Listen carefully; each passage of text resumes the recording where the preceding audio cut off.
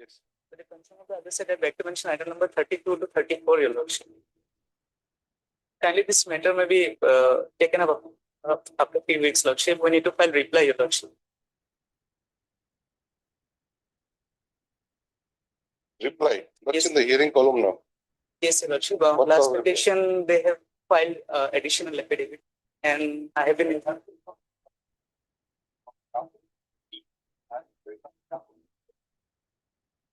Yes.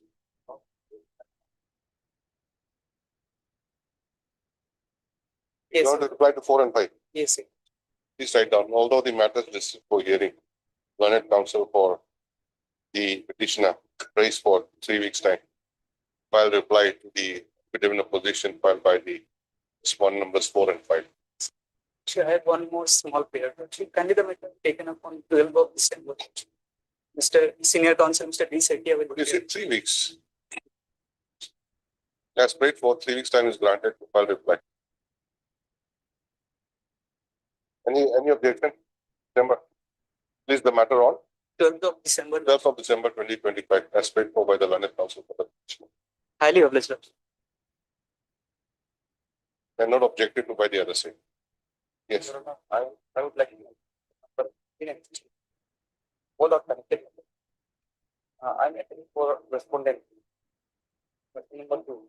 The contempt case, I'm ready for respondent 1 and 2. Okay. I'm taken concern with the other party. I think it's next week. Why do you want adjournment? My senior counsel is out of space. Who? Tadu Bayo.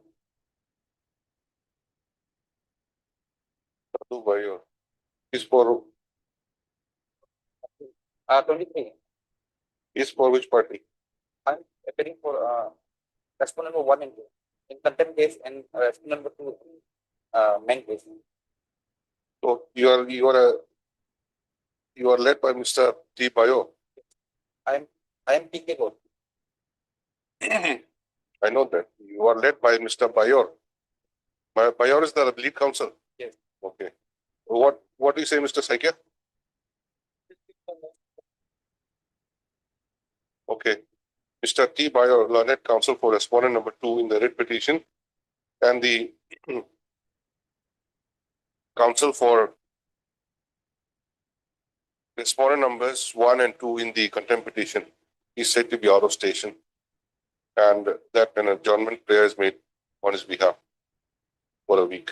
Mr. R. Saikia, learned counsel for the petitioner, has no objection. This is the matter again after a week.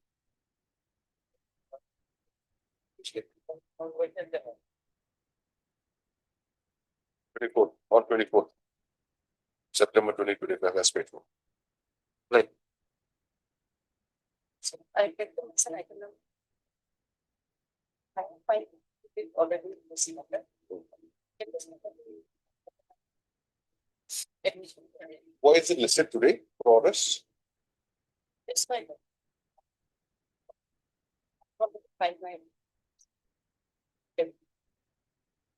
Have you informed the other side? Yes. Ms. G. At the learned submits that meetings are complete and therefore the matter may be taken up for admission hearing. When? On 24th of September. Stop. She submits that she has taken the consent of the other side as well. So, give her that is the matter. The admission column on 24th of September. I'm mentioning item number 18 and 19. Yes. With respect to item number 18, we'll need a week's time to file a rejoinder. Therefore, I seek a week's time to file a rejoinder, and matter may be fixed on for 23 of this month. What about 19? 19, Our affidavit. 19, no affidavit. Okay. Your good name? Pandit Ronia, Your Lordship. Huh? Pandit Ronia. It's not last name. The last name, Your Lordship. Okay, Mr. P. Ronia, learned counsel for the petitioner, that may be given a week's time to file rejoinder affidavit. WPC number 219 of 2025. Stop the prayer, it's not objected to by Mr. N. Ratan, learned action application. This matter again on Not on Tuesday, let it happen either Monday or Wednesday or Friday. This matter on 24th of September.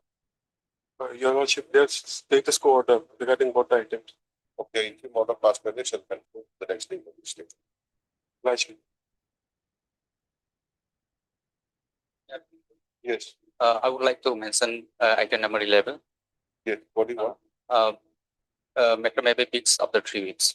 You are for the, Report the judge on behalf of, and the learning council is out of station. on behalf of, Report the judge. okay, Dharam station. Yes, Have you informed the other side? yes, 2 weeks. 3 weeks.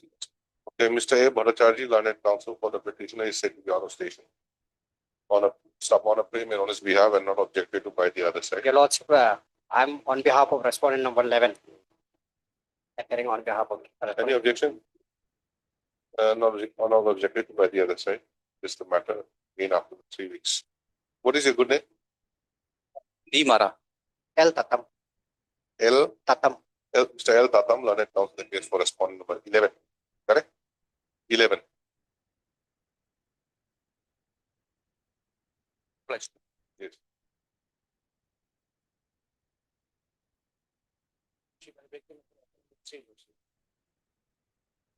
On behalf of RM Tungan. So this matter should have been fixed in order below. Has been fixed in motion.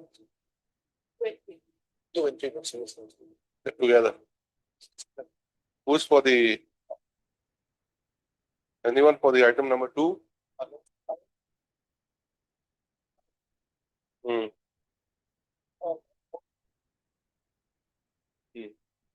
Well, finding that Lordship, item number 2 and 3, they're analogous matter. So, that fixed, take this, item number 2 along with item number 3. Lordship. He wants adjournment today. And he says that it's a wrongly listed for motion. And Lordship, service upon respondent number 4 is still awaited, Lordship. I will inform Lordship. In which case? In item number 3, Lordship. So when do we list it then? After 2 weeks, in order for them. It is submitted to the bar that respondent service of notice upon respondent number 4 in WPC number 338 of 2022 is still awaited. So further, the matter has been wrongly listed in the motion column and in fact it should have been listed in the orders column. Stop. In view of above, and as per above, let the matter be listed again after 2 weeks. Lordship, since order has been passed in item number 3, the similar order may be passed in item number 2 also. This is What order? the same order, Lordship, We're listing it up again after 2 weeks. Respondent number 4 is not served, that's why. and item number 2, Lordship. Mentioning for number, item number 3, I'm saying for item number 2, Lordship. I understand, but they're clubbed together. Both of you are tied up together. Wherever 3 goes, 2 also goes. Yes. So let it come up after 2 weeks and you make the prayer. Let respondent number 4 be served. The office shall put up a note regarding service of notice upon the respondent number 4. WPC number 338 of 2022 by the next day.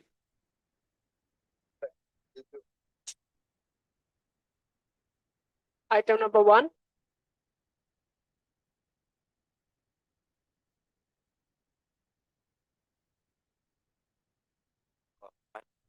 This writ is filed against the unlawful and arbitrary search conducted by the respondent number 4 and his team, my lord. My lord, this arbitrary search conducted by the respondent has not only committed offense, but also have violated the fundamental rights of the petitioner, my lord. Okay, why was My it lord. adjourned last time? My lord, From 21/8? my lord, as the petitioner approached to the concerned authority, but however, court finds that there should be some other remedies that petitioner should approach to. So what is the difference today now? The matter is still pending. My lord, Which authority should you come to approach? my lord, the petitioner has approached to SP Itanagar, also DIGP, And you may see the complaint letter, my lord. It's annexure 5, phase number 25. It's from the phase number 25. 25. This is to whom? This is made to DIGP. 25 is DIGP. to DIG and Yes. 31 is to SP. Yes, my lord. My lord. And DIG was when? When was the complaint? My lord, complaint was made on 21st July, my lord. Similarly, both the complaint was made at the same time, my lord. But where's the date? My lord, you may, Date is not there. my lord is there. Receipt number also is there, my lord. Page number 25, my lord. You may see at the down. Receipt number also is there, including the date number is also there, my lord. My lord, the respondent itself is SDPO of Itanagar Police Station. So, my lord, No, receipt is there, date, but the petitioner himself has not put the date in his letter, in his complaint. Only the date of receipt is there. And in both cases, it is 21/7. yes, my lord. And my lord, the incident took place on 15th July 2025, my lord, where the police persons from the Itanagar Police Station, they, without any intimation, conducted a search, unlawful search warrant in the petitioner premises, my lord. And this search warrant was directly as a result, if I may conclude, my lord, as a result, now the petitioner is having this questions by the landlord, my lord. Petitioner is staying in the tenant house in Chimpu area, my lord. But now after that conduct where the publicly everyone has seen that conduct of the police station, searching the private vehicles of the petitioner, my lord. Now it has been put to question to the character of the petitioner, my lord. And even the landlord also now trying to chase out the petitioner from the rent house, my lord. Now, why was your vehicle searched? My lord, even the petitioner is in question why it was searched, my lord. There was no lead and Where was it searched? uh, In your house? yes, my lord. In your compound? Yes, my lord. Without any search warrant, my lord. And even if it is to mention that, my lord, the jurisdiction of that petitioner house falls under the jurisdiction of Chimpu police station, my lord. But still, the respondent number 4 and his team, all the way from Itanagar, they came there to conduct this search warrant without any warrant, my lord. Yes, what do you say? Yesterday? You were there?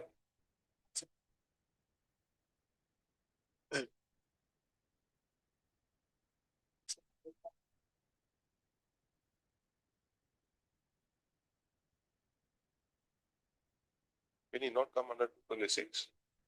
Is there any bar as such? Basically, malicious prosecution. You obtain instruction. Okay, evolution. Okay, start, Mr. GR Romching, my lord. GR. Is it there in the constellation? Yes, my lord. There no. Current counsel for the petitioner. Submits that by filing this writ petition. Petitioner has expressed his grievance. That malicious prosecution by the respondent authorities concerned, more particularly the respondent number 4.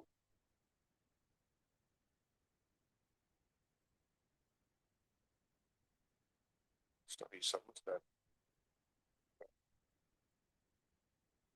The vehicle of the petitioner was unauthorizedly searched by the respondent number 4 and party. Although the jurisdiction, police station, is Chimpu. Yes, my lord. What is the spelling Chimpu? Chimpu's Chimpu police station, CHIMPU. CHIMP, Chimpu Yeah. police station.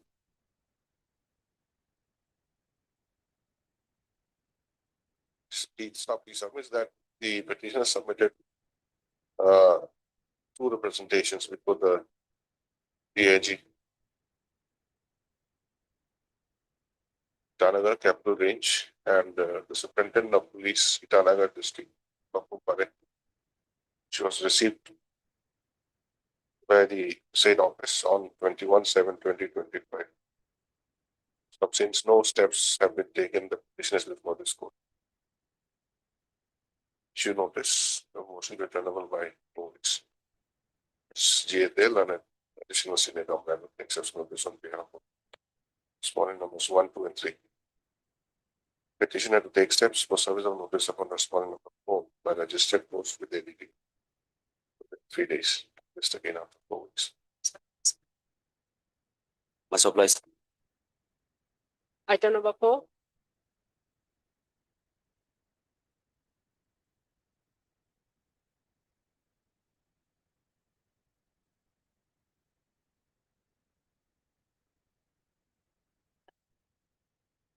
I'm on the behalf of B Singha, who was active before reduced the date. And my lord, I would like to take adjournment in this matter because he's One. some 2, 3, 4 adjournments now. Today is 5th. Why you are seeing adjournment? my lord, I was targeted dropping, that's right. For that you, but you have reached already. Do the case. What? Is there no case over? Why you are seeing adjournment? Oh, my seniors have some Who's your senior? so B Singha in Tartaro. B. Sinha. Yes. He's not in town.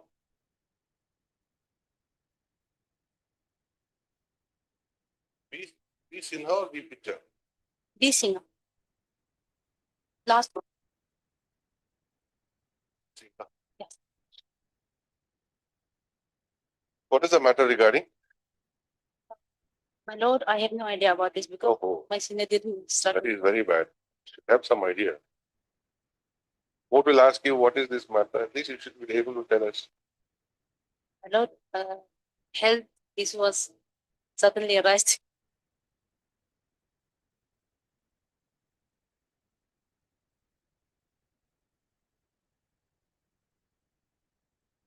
Is there any subsisting cause of action? My lord, I really don't have any idea about it because I was practicing in the lower court. So, Okay, but next time you at least Okay. read the file, at least ask somebody what is the matter about. It looks bad, huh? Court will ask you what is the matter. At least you tell us that it is so and so so. You may not know the case law, at least, but know the facts. This is what happened. We are not happy about this thing, so we have come to the court like that. Mr. Saino,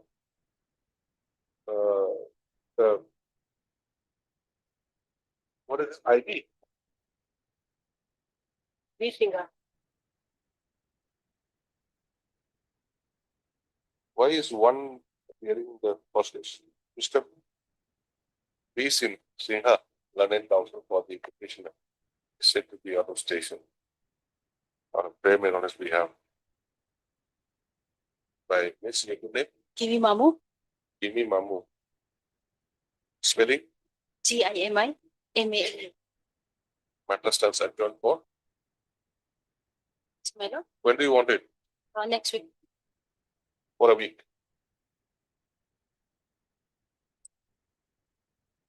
Item number 5. Yes, my lord.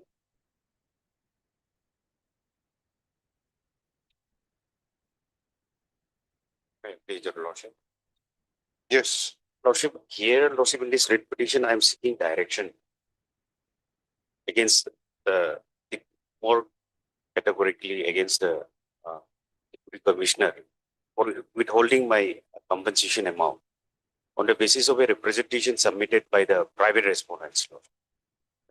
Late dispute, so it was already settled way back in the year 2002. Private respondent, how many of them? Who are they? Private respondents, 12 and 11, 12. lordship, They're more than that. starting from lordship, 5 to 5 to 12. 5 to 12. And how many petitioners? Lordship, I'm only the Sole petitioner. sole petitioner. Okay, your land has been acquired. Lordship, land has been acquired. Lordship, I'm been listed in the beneficiary list. Acquired for what purpose? Lordship, for road construction. And acquired by whom? Lordship, Land management.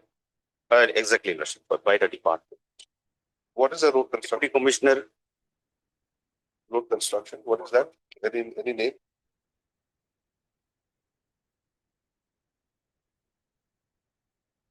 It's not a frontier road. Ayoliang, Highway. Lordship, Chauliang, No, there has to be a name. Tell me.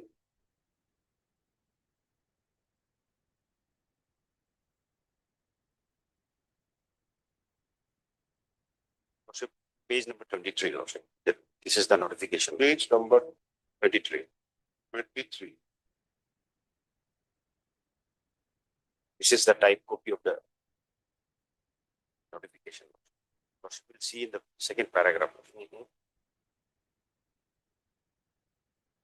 Second line. Lordship. Purpose namely for widening and improvement of existing road to NHDL specification of road in respect of Hailiang, Chang Winti between kilometers so and so and so and so. This is the This falls in which district? Lordship, Hawaii, Lordship. Anjao district. Anjao district. Lordship.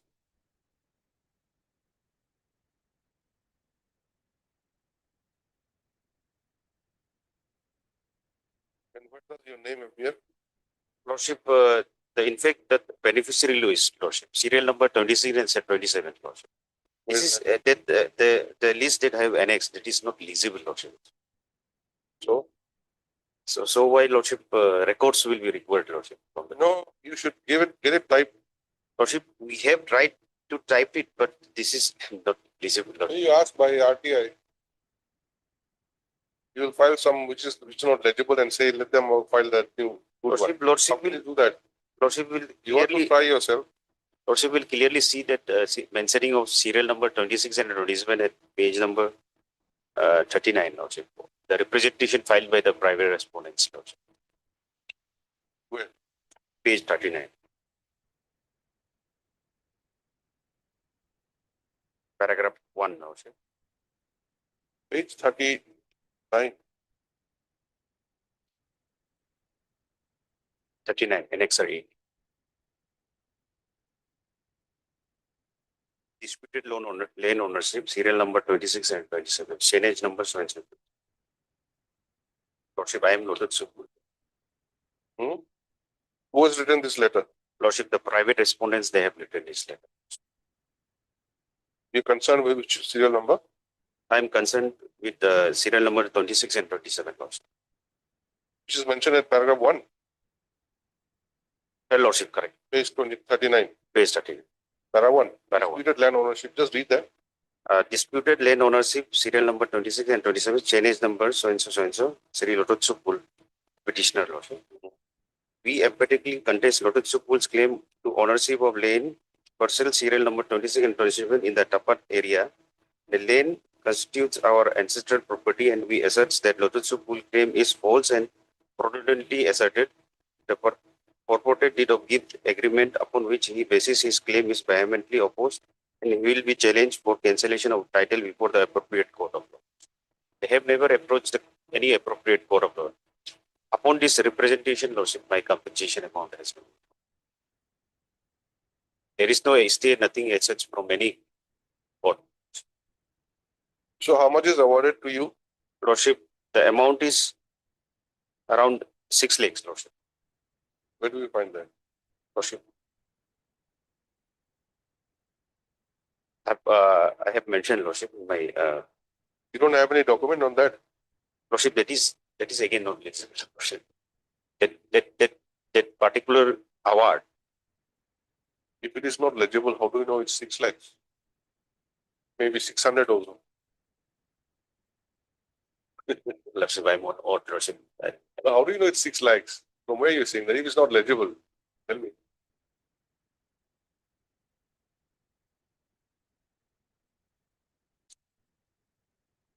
Complaint part Okay, it is here, Annexure 8. Then the notification type copy is here. But regarding your name and the amount assessed and compensation to be paid to you, that much you have to show. So that is correct, Your Worship.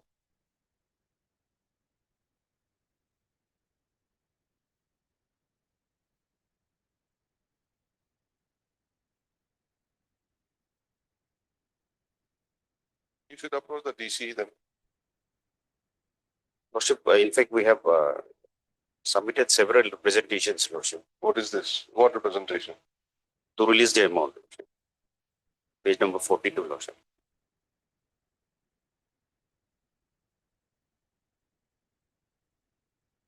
And in fact, we have replied to the representation filed by the private respondents also. Worship. Page 42, action 9. No, how did you know that representation was filed? Worship, when we approached the deputy commissioner, they informed that they have filed one representation. So we And observed who that- gave you that representation copy? Worship, we from the deputy commissioner. That is at page 39.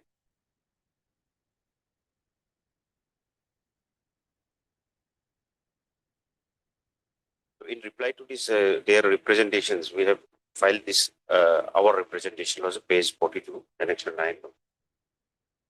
And again, thereafter also, again, one more representation was filed, for page 46, annexure 10.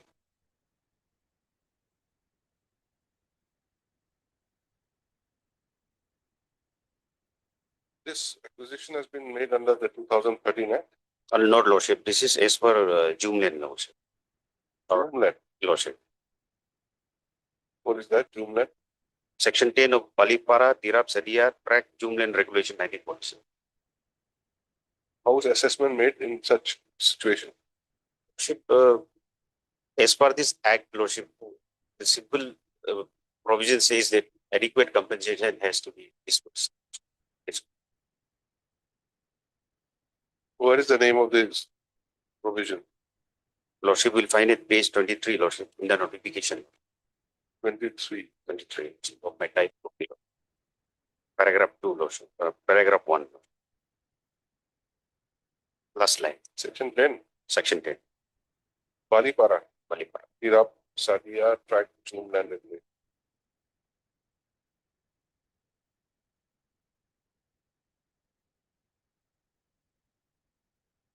Yes, government.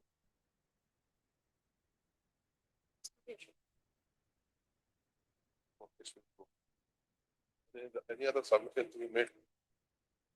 Since his name is not legible, Your Lordship, we don't know whether his name is actually there or not. No, I'm on the law part. See, some assessment has been done under this regulation of 1947. Before payment can be made, somebody files complaint. Or now DC is keeping the amount. What will happen? Mr. Kato will say that we have given the money, so we don't have any role. Yes, that's correct.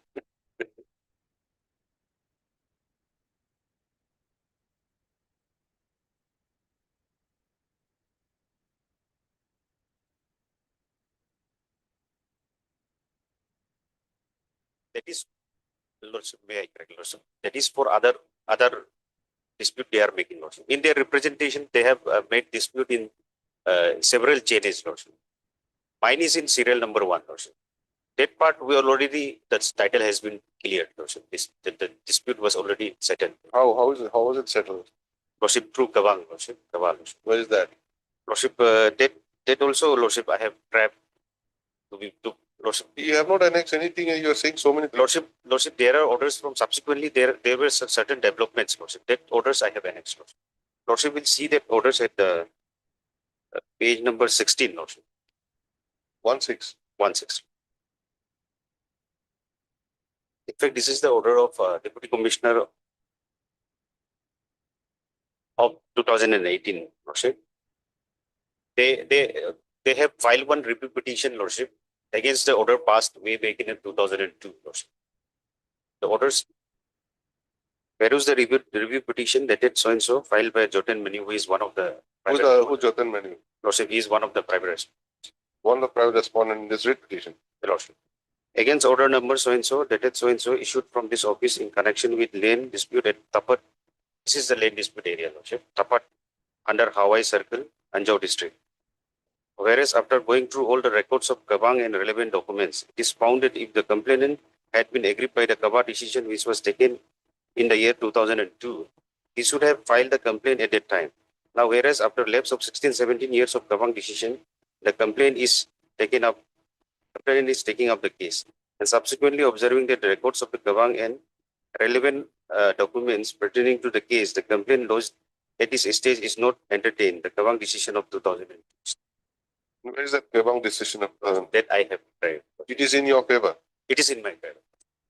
In fact, there is a declaration from the head of that particular Kabang who has presided at Kabang. There is a declaration that I have.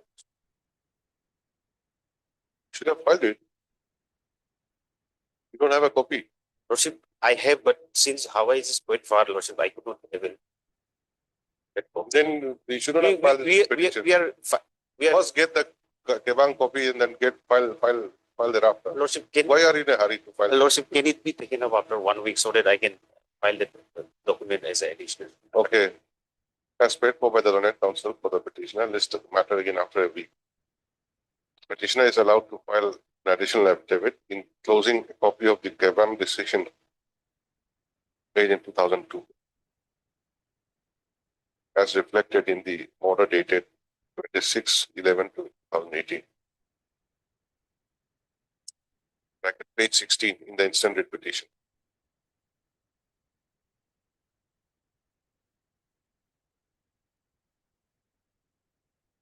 Let him file first. Obliged. Item number 6.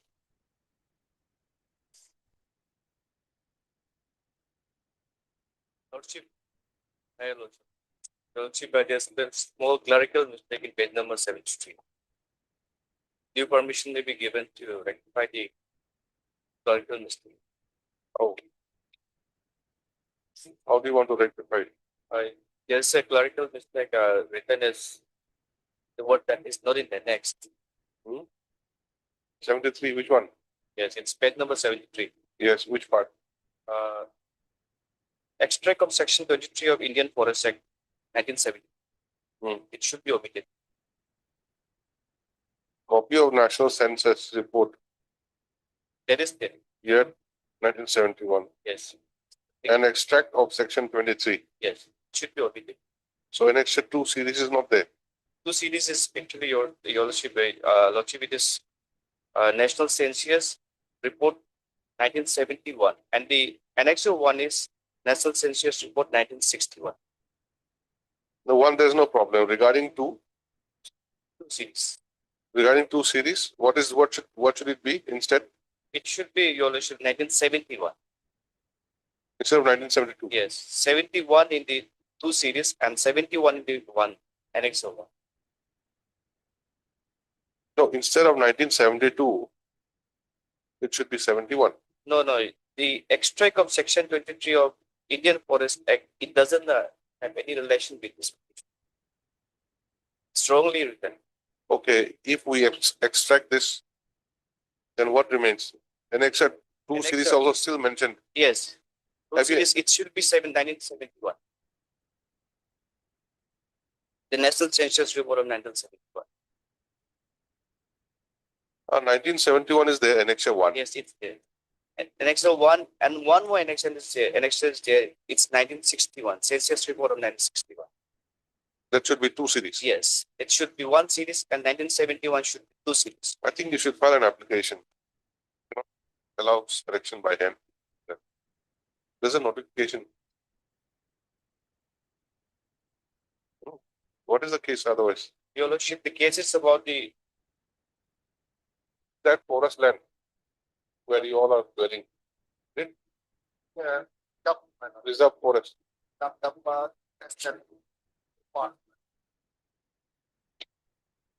It's about Your Lordship, granting of forest rights to the scheduled tribe and other traditional forest. Under section, under 2006 time. Mr. Counsel, you correct this first, then we'll take it up. File on application. Okay. When can you file? All right. Otherwise.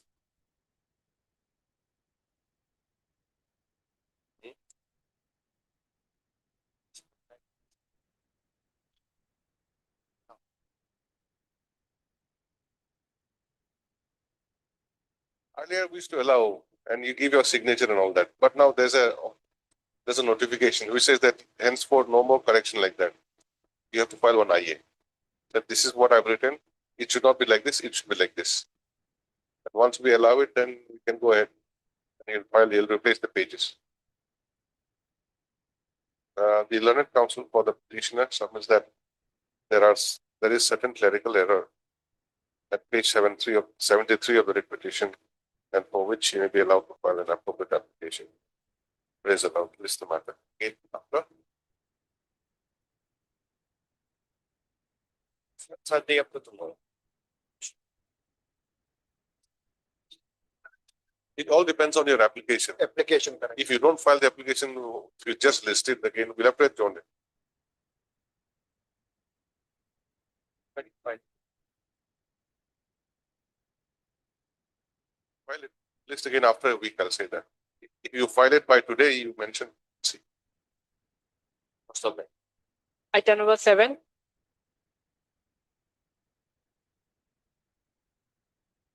May I please? Yes. My lord, in this case, the contention of the petitioner is that divorce the jurisdiction, my lord, the Deputy Commissioner Tawang has issued a show cause notice to the petitioner, and thereafter, by way of an order, has debarred the petitioner from participating in any tender process without any jurisdiction. In this case, pursuant to one NIT, the petitioner has participated in a tender bidding process, and in that tender bidding process, my lord, the petitioner has submitted a representation raising some procedural discrepancies and requested to cancel the tender and to issue a fresh NIT. It might have may kindly have page number 25 for a time of the petition. Yes. Where's the original tender? Tender, page number 24, initial tender. This has been cancelled. That's on. 24 was issued, then was cancelled. It was cancelled, man. And in that tender proceeding, my lord, the representation was filed by the petitioner, raising some procedural discrepancies and to cancel the tender. Thereafter, my lord, this tender has been cancelled.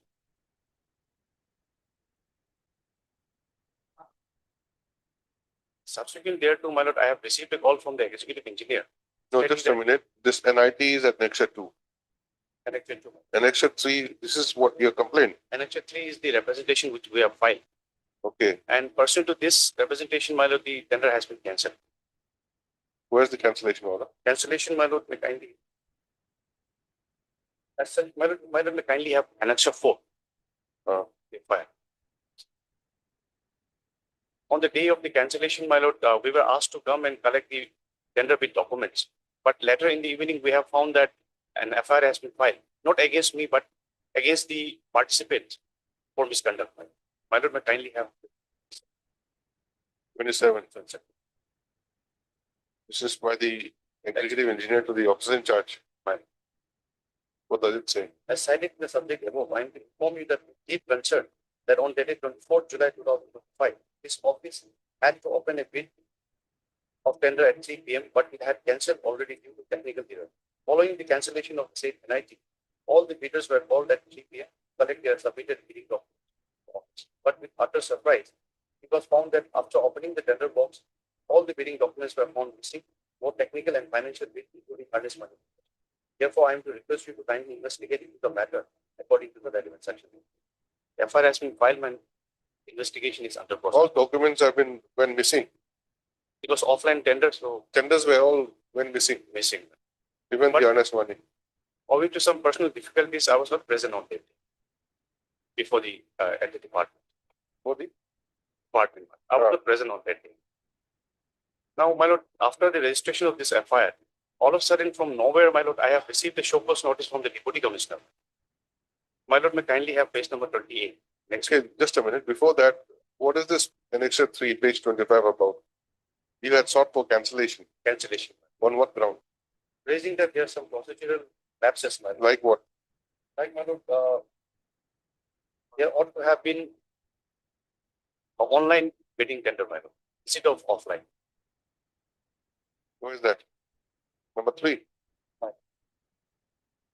Or offline publication contrary to norms. Yes. Then date discrepancy.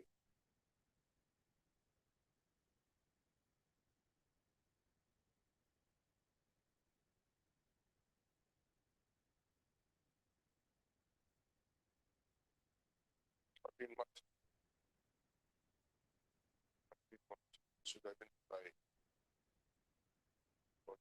The tender has been cancelled. My only contention before my lord is that divorce the jurisdiction, the deputy commissioner has issued a show cause notice, as well as the an order debarring me from participating in the tender, which is without the jurisdiction. What is the reason? My lord, may kindly have page number 28.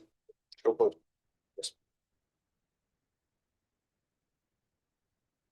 It is reported that on the tender opening day, that is 24/7/2025, an office of EWRD representative of your firm engaged in unruly behavior and physically directed at the government as well as unauthorized handling and removal of tender documents. Such conduct not only disrupted official proceeding but constitute a serious violation of law and norms and condition of participation in the process. It was an attempt to obstruct public servant starting the lawful duties and is punishable under relevant provision of PNS and government law. Few of the above, you are hereby called upon to show cause within 5 days from the date of issue of this notice as to why your firm cannot be blacklisted and debarred from participating in the government tenders in the district, failing which ex parte action is taken against you, form without further reference. There is no reference in this show cause notice with respect of any report or complaint submitted by anyone. Thereafter, in compliance of the show cause notice, I have submitted a reply, which is in page number 29. Response to the show cause notice dated 28/7/2025. Thereafter, there was no communication from the deputy commissioner. Thereafter, my lord, an order has been passed by the deputy commissioner directing the executive engineer to float a retender. And in that order, my lord, I have been debarred from participating in the retender process without assigning any reason. You are NT Enterprise. My lord. What about Nirmang Associates? I'm Nirmang Associates. Nirmang. Yes. And NT also. NT is Separate. separate item. Next item. Or NT is next item. Sure. Why don't I kindly have page number 33? This is the impugn order which I am challenging. What has happened thereafter? Thereafter, my lord. They have issued the tender. Yes, my lord. NIT, my lord. This is page number 34. 34. 34. What are the Completion of bill on 18/9/2025, which is after 2 days. 18/9? 18/9/2025 is the last date of submission. Today is 15.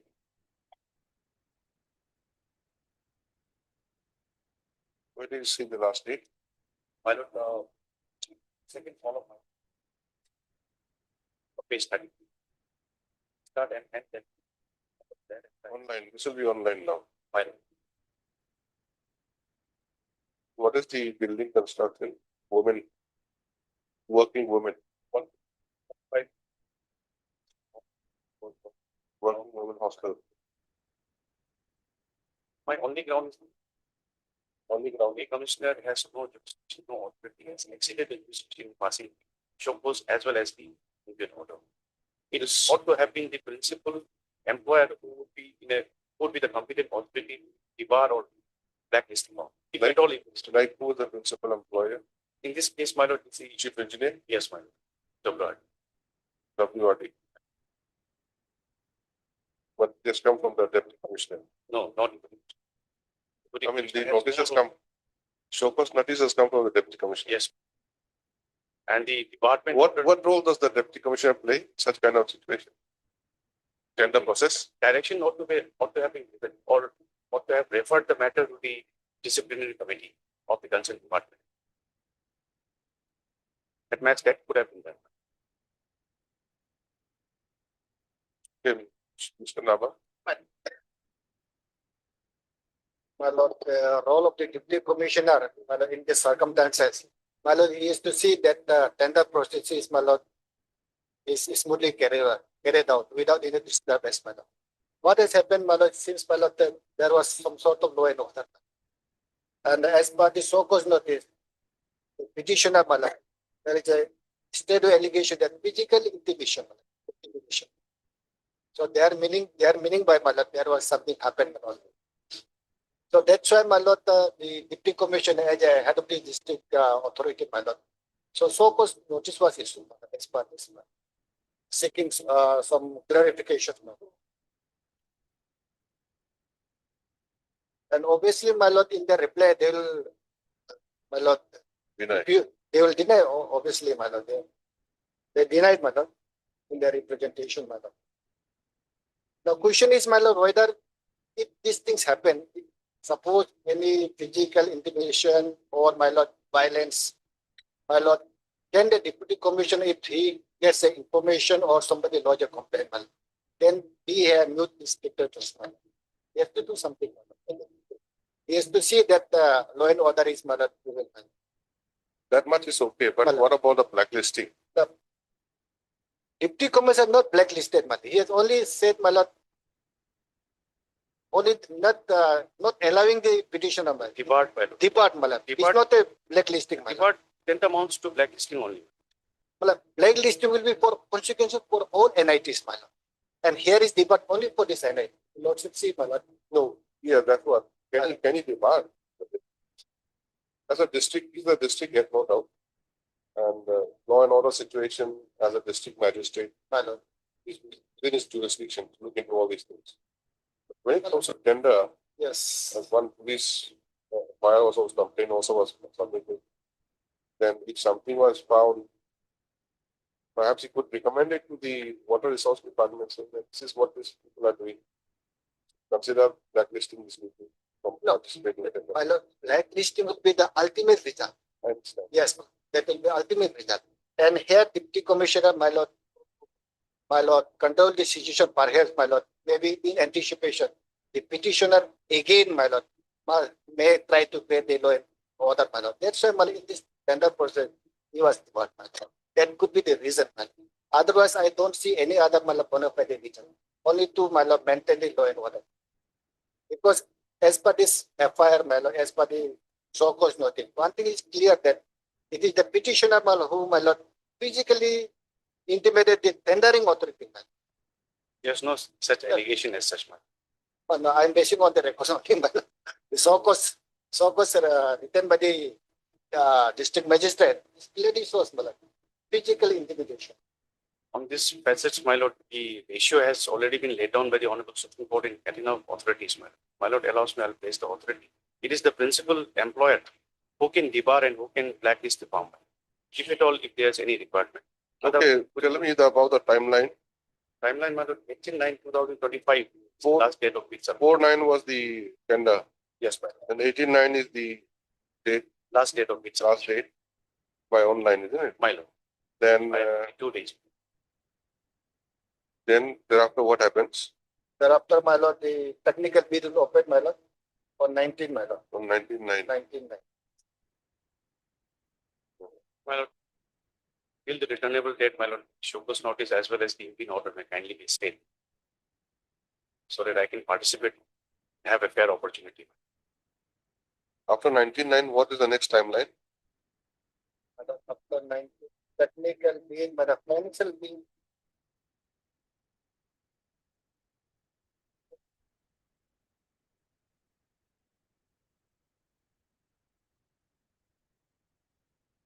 Financial and technical bid will be on the same date.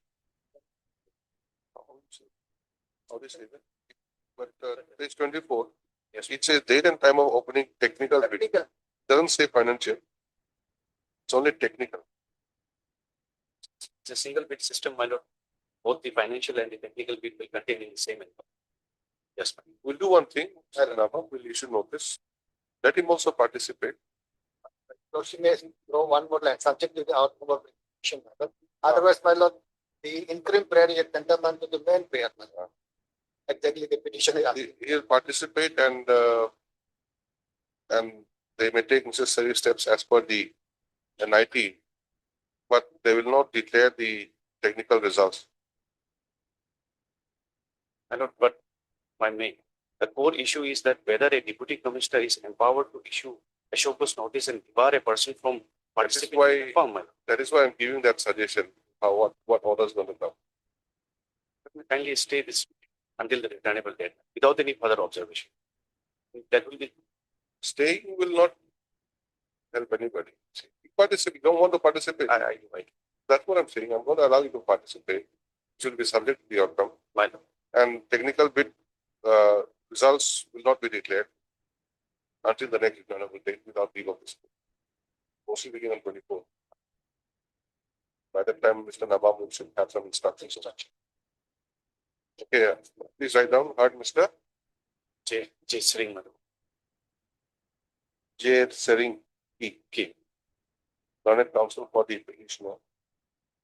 Summons that the petitioner being agreed with the letter dated 18/8/2025 issued by the Deputy Commissioner, Bawang District. Bracket Nexus 7 is before this court. So the learned counsel summons that tender was quoted for construction of 35 seated hostel building for working women in Tawang district.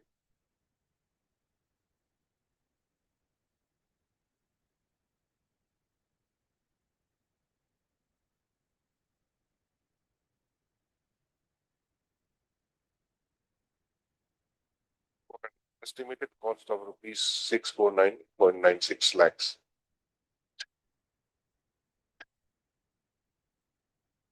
This is a draft of what? Any date for this? Next it to. There's no date.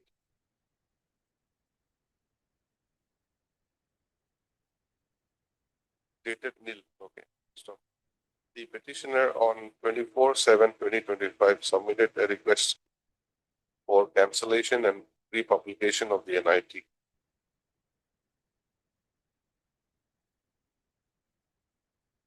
Since there were certain discrepancies with regard to date, insufficient submission period,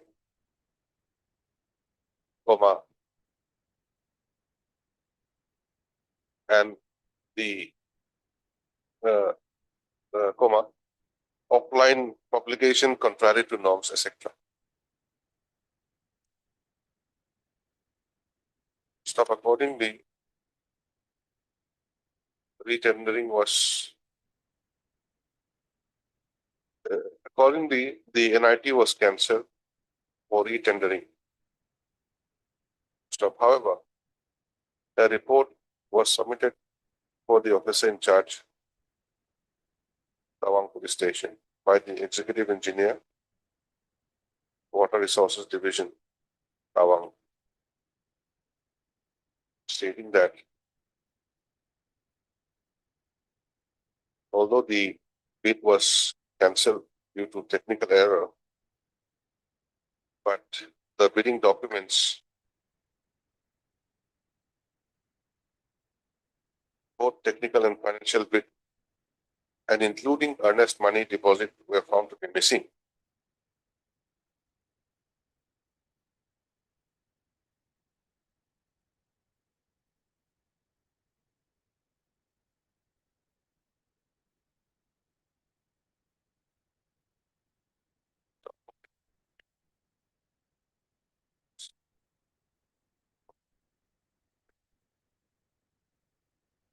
The petitioner on 28/7/2025, alleging that the representatives of the petitioner firm had engaged in unruly behavior and physical intimidation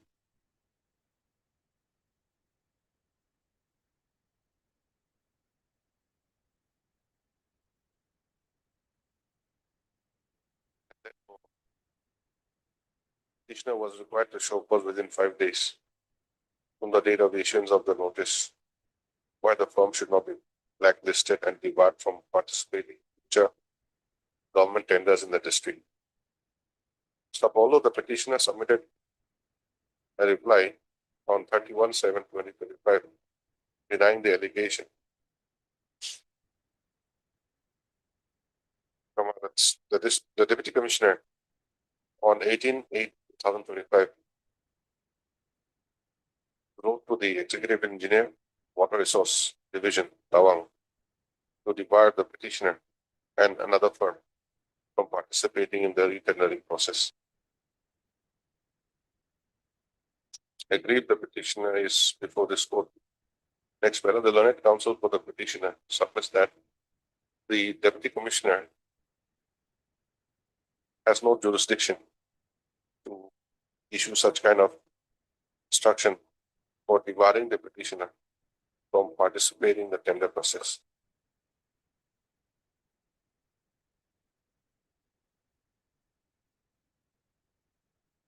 And therefore, the impugn action of the Deputy Commissioner should be interfered with by this court. The petitioner allowed to participate in the tender process. Next, we are considering the above submission that notice be issued, notice of motion be issued, returnable by 24th of September 2020. Right. Yes. Wednesday, is it too early? After break, man. No, not after, because there will be interim order. I was about to suggest, madam, the second university. Okay. If you want early, we can change it. Obviously, because the lordship will be saying that with the leave of the court, the technical bits should not be finalized. Okay, returnable by 22nd of September. Mr. R.S. Nava, learned additional government advocate, additional advocate general, except notice on. 4 months. All the respondents, and therefore no formal notice is required. Stop also issue notice on the interim pay, returnable by the same date. Stop having regard to the projection made by the petitioner. The interim DCF have provided that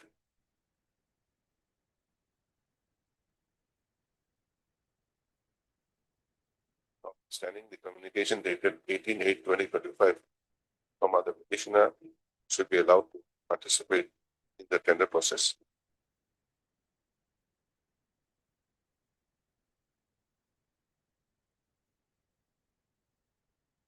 Which is in the form of online bidding with the timeline from 5/9/2025 to 18/9/2025, 1600 hours.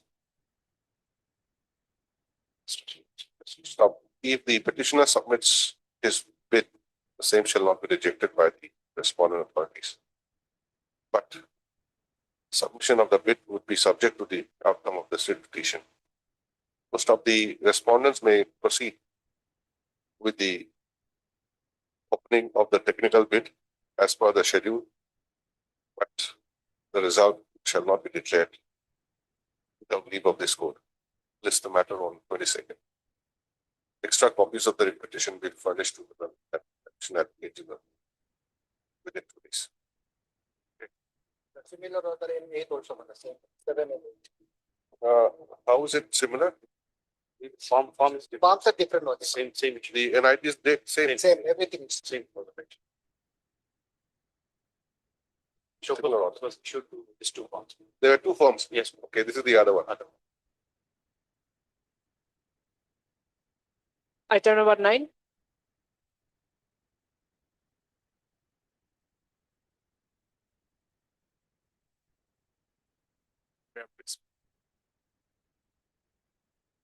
This is the upgradation of WPC 331 April 2025.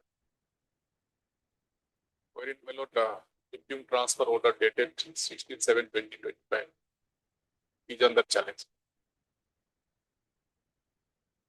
And since I have filed representation also, my lord, on dated 19/7/2025. So pending the writ petition, this honorable court, while granting intent, has made an observation that pending the writ petition can be disposed of. So it was disposed of, and they say that you joined your posting. Mild. There is So you don't want to join your posting. at least there is You have served 2 years already.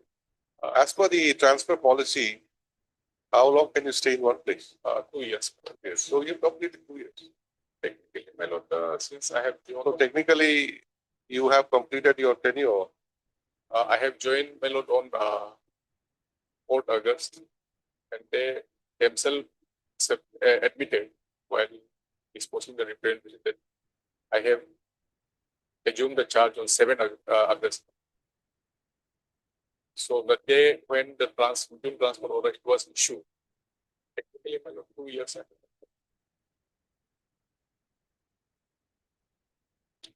You have completed 2 years. On what ground are you challenging now? Violation of statutory service rules. What is that? That my lord, the person whom accommodating in my place, he is not of my same. In similarly situated case, my lord, this honorable court has already given a decision. This is covered case, but kindly come to page 58. Operative portion.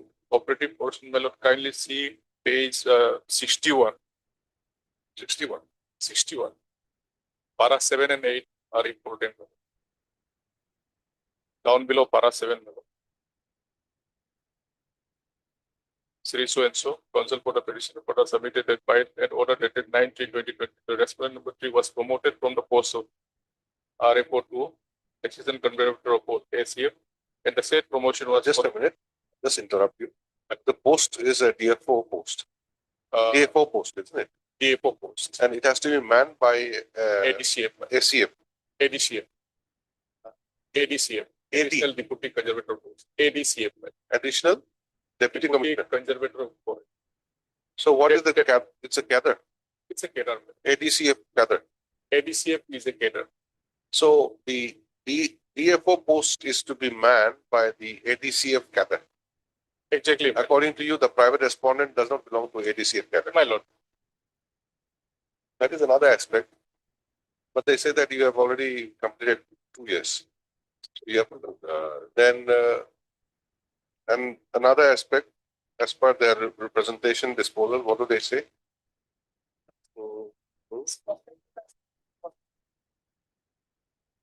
Now, what do you say about that gather post thing?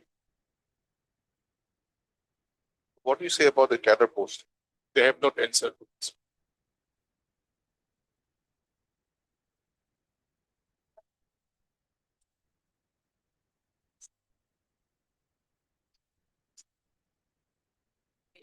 So he's not worried about the place where he's going. He's worried about the place which is going to leave. Yes.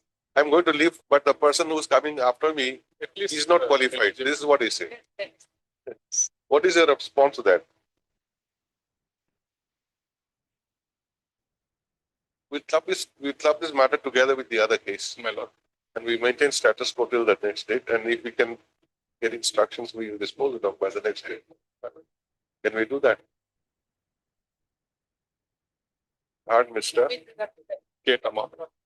Regarding that, whether ADCF can hold a post, I mean, whether a non-ADCF can hold that depot post. Give your justification, whatever it may be. Court will consider. You are Mr. Tama. K. Tama. Heard Mr. K. Tama, the net counsel for the petitioner, submits that the petitioner had earlier filed WPC number 331. AP 2020. that Page 55. earlier filed WPC number 331 of 2025, challenging the order of his posting dated 17. 7. 17, 16/7, sorry. 16/7/2025 My lord. on the ground that the private respondent number 3 in that writ petition, who is to be posted in place of the petitioner,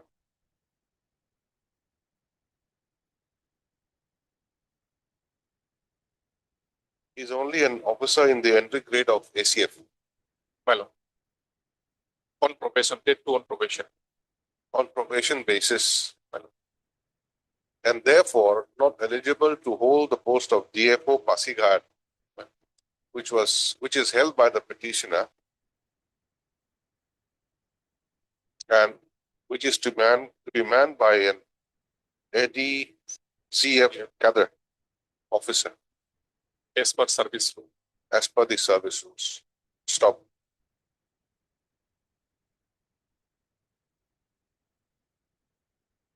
He submits that the court accordingly issued notice. At the same time, observe that pending representation of the petitioner may also be disposed of, if so advised by the authorities. Stop. The said representation has since been disposed of by order dated 5 September. 5/9/2025 by rejecting the representation and directing the petitioner to join his new place of post. Stop. In view of such development, the petitioner has filed the instant writ petition.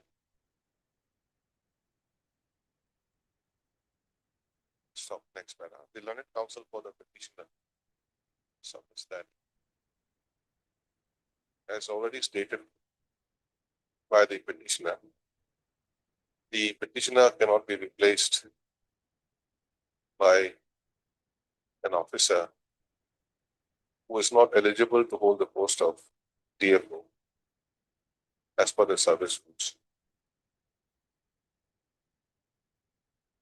And therefore, the action of the respondents being in violation of the rules should be interfered with by this court. Next para. At this stage, Ms. G.A.T. Learned Additional Senior Government Advocate submits that the petitioner has already completed his tenure of posting as DFO Pasighat, and he has been transferred out in the interest of public. Stop. Insofar as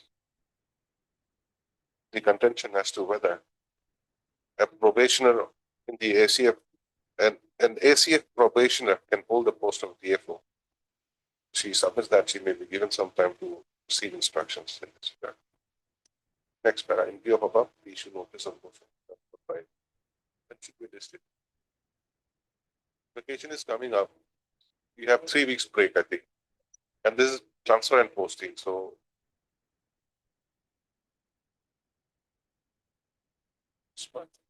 24 weeks. tenable by 24th of September 2020.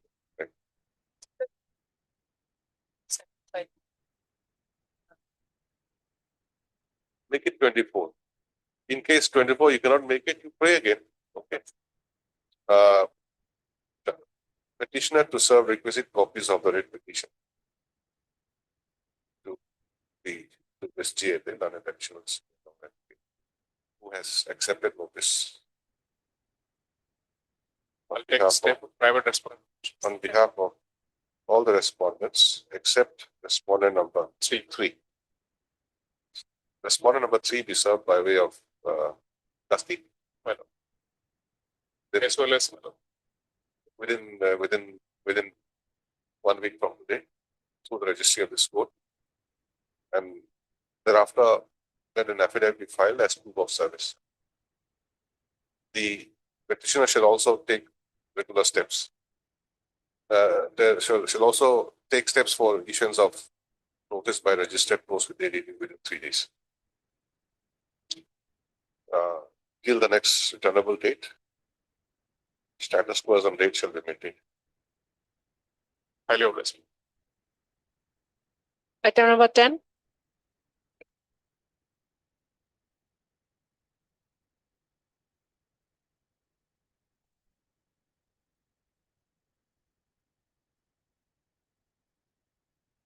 This petition has been filed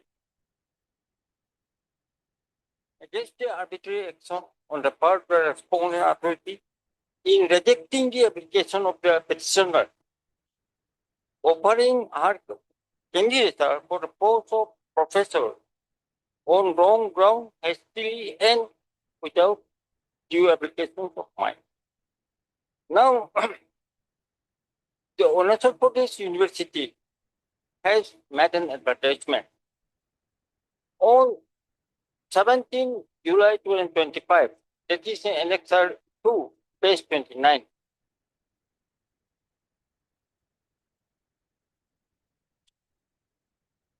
Yes. Yes.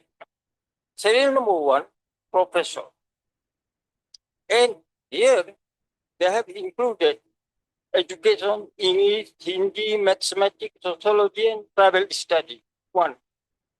Now, while they made an advertisement for the post of the professor, assistant professor, they have given 2 criteria for the post of professor. This is page 30. That is the eligibility criteria. There's only one post, unreserved. Only one post, unreserved. Now, eligibility criteria is A and B, A or B. In the criteria of A, the qualification is different, and criteria B, the qualification is different. Here in the case, the present petitioner applied in the criteria of B, not A. Yes, you are concerned with B. Yes. Now, my application for the post of professor is Annexure 4. Annexure 4, page 80. Page 80. I have clearly mentioned name of the post applied for. Professor of Travel Study, eligibility criteria B. Mr. Patil, you are concerned with page 30, professor, isn't it? Professor, yes. Professor. B. It's like here. See. It's here. Come here, come here.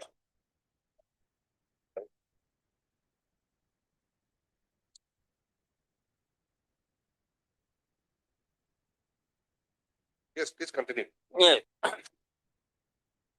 Professor of Travel Study, eligibility criteria B. In my application, I have clearly mentioned eligibility criteria B. Now, my candidature has been rejected. Rejected. Rejected. Saying that because of A, you don't have to fulfill A. And that is Annexure 5, my lord.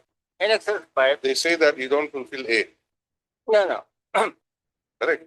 But you say that your criteria you opted for was eligibility B, B, not A. not A.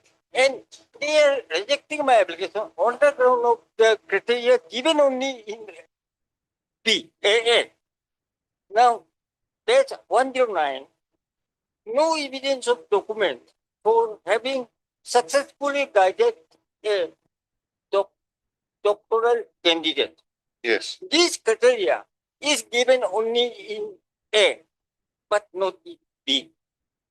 Is it so? Yes. Okay. Criteria. Now,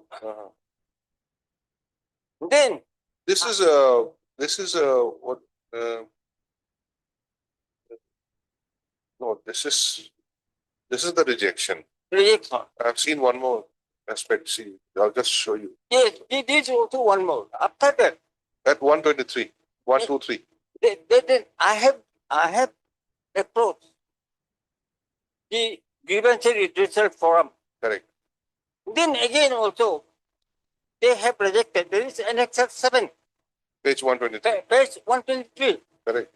Criteria A.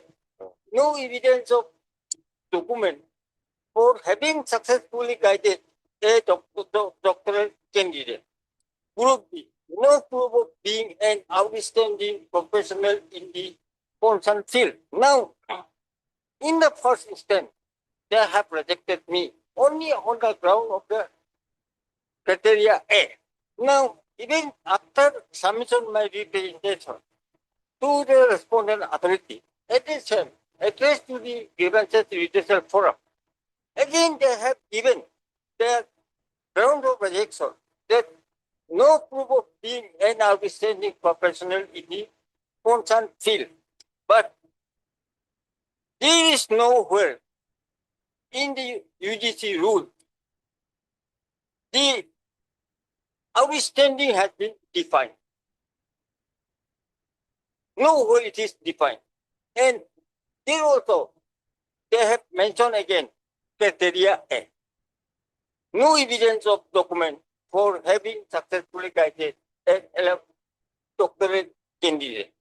This criteria is not applicable in the group in the criteria B.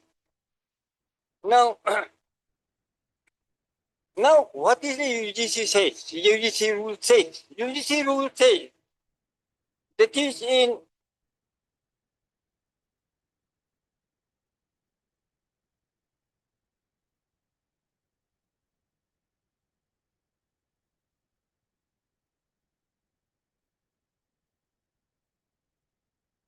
yes, Annex 3 is the University Grant Commission notification that is on 18 July 2018. What is the page number? Page number 35.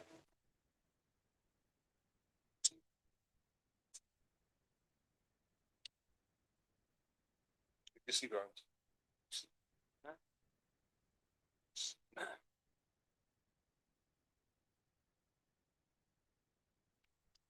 Patients. Yes. Come to my petition, page 18. For that, the UGC regulation 2018 mandated that the overall selection of candidates must be based on transparent, objective, and credible methodology of the weightage given to the performance of the candidate in different relevant parameters and his or her performance on a grading system. Now, selection procedure. The overall 6.0, the overall selection procedure should incorporate transparent, objective, and credible methodology of the analysis of the merit and credential of the applicant based on the weightage given to the performance of the candidate in different relevant parameters and his or her performance on a grading system for performer based on appendix 2, table 1, 2, 3A, 3B, 4, and 5.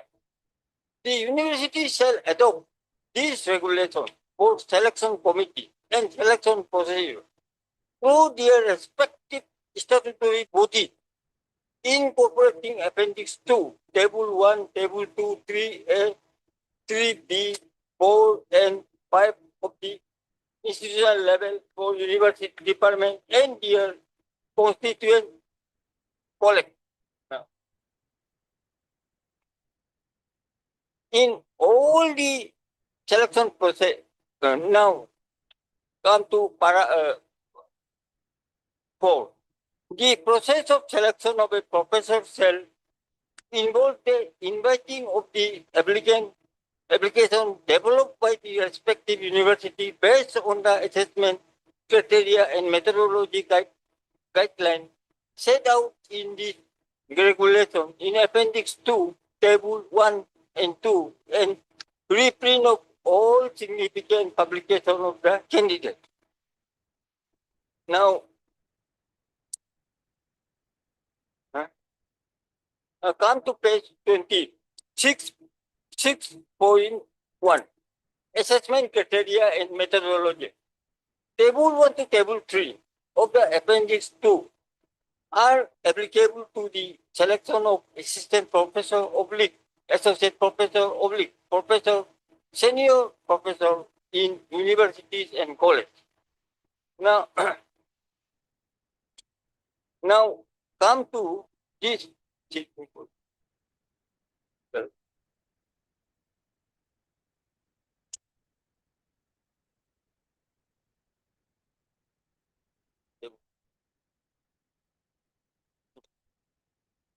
Now, page 81. Page 81.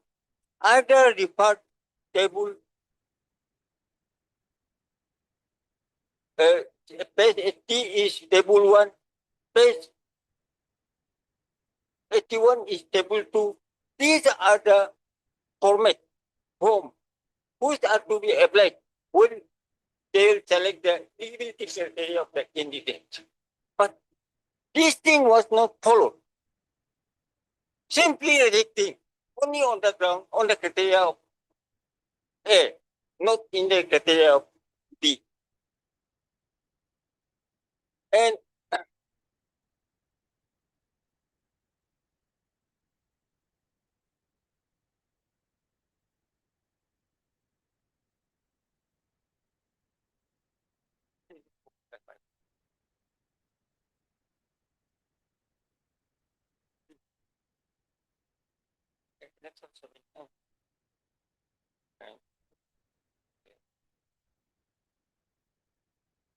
now, 19 August 2025, there is 126.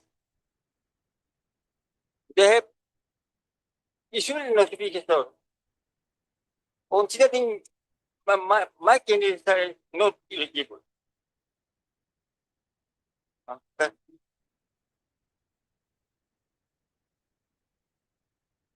Now, after rejecting hastily, without based on the criteria where I applied, they have rejected only on the ground of criteria A, but not B.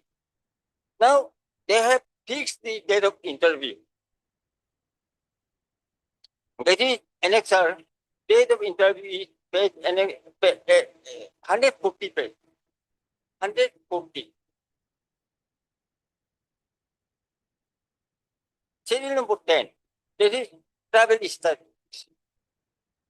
Date of interview has been fixed on 21/9/2025 Sunday and 22/9/2025. 2 days they have fixed.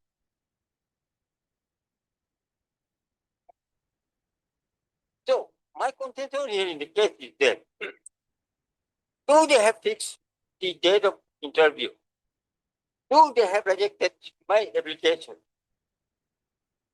but they have not rejected my application on not on a post where I have applied and those criteria criteria for eligibility, they have not rejected me on criteria B.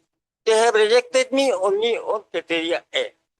So that is the illegality. This is the arbitrariness.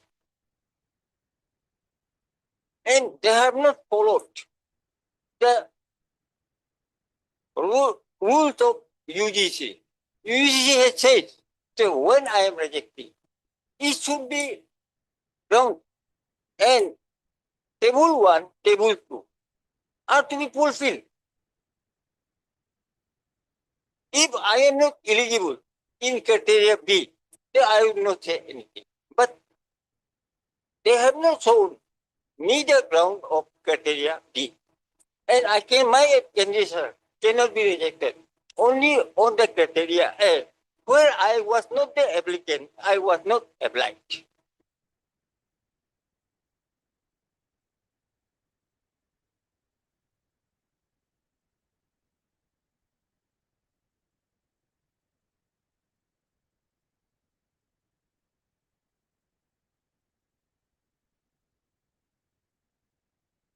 Only one post, my lord. Only one candidate, one post.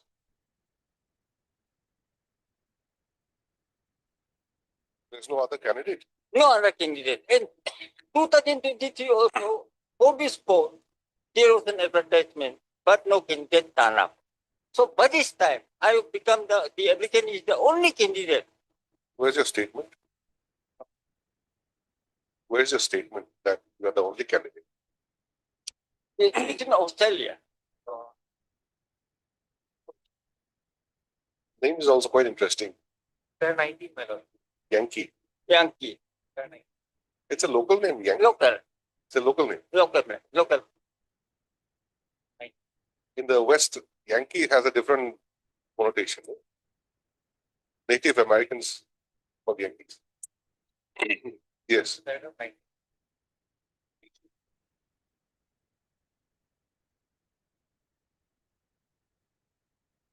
Okay, who's there for the university? You're the standing counsel. What do you say? Any instruction? My lord, without going into the merit order here, it's not made a law to face the interview. You're allowed to Face the interview. Huh? face the interview. Is that your instruction? Or it's a concession? You have understood, no? Because there is only one candidate, one vote.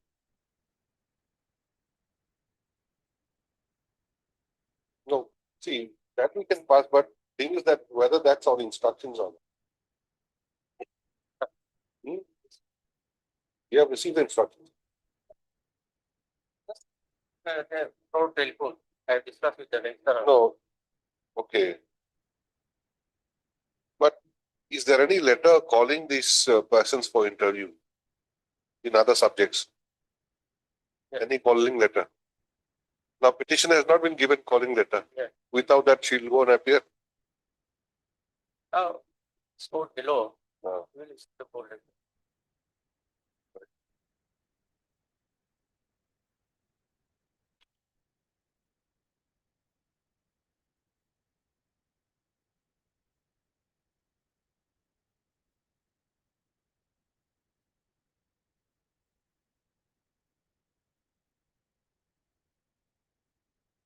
So, dispose of the petition then. If she appears, then Yes. the result, No. they may accept you, they may not accept you. That's up to them. Yes, it's up. Can we dispose it out?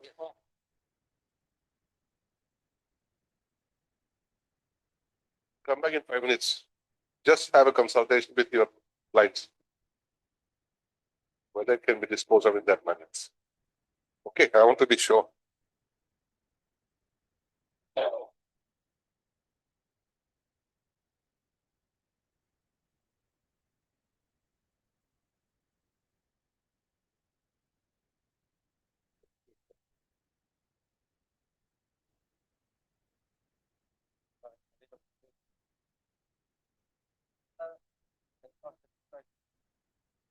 Less than 10 years teaching experience, absence of doctrinal guidelines.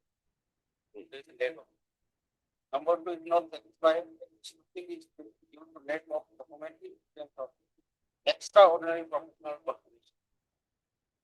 Number 3 is given the lack of defining guidelines after adoption of both frameworks. The candidate will not appear in interview for the post of professional in favor of the This is the reason. She may be allowed to enter. It may be alone. Hmm? It may be alone without going into the merit of the case. He or she? He. She. She. She may be allowed to participate in the interview. That is the instruction. Without going into the merit of the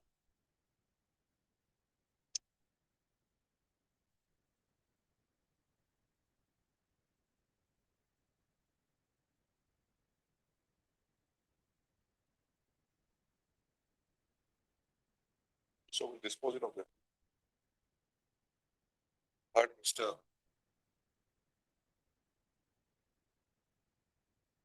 Patil, London Senior Counsel, assisted by Mr. Patil. Patil. A small prayer, my lord, that our arguments will be noted, my lord. The arguments we have made, the contentions we have made may be noted in the order, my lord. Of course. Because there's a fear that we might be, this is for the sake of formality. Of course, we'll record it. Not going to pass just simple 2-line order. For the petitioner, submits that the petitioner responded to the advertisement dated 17/7/2023 2025, issued by the Arunachal Pradesh University, Pasighat, bracket University.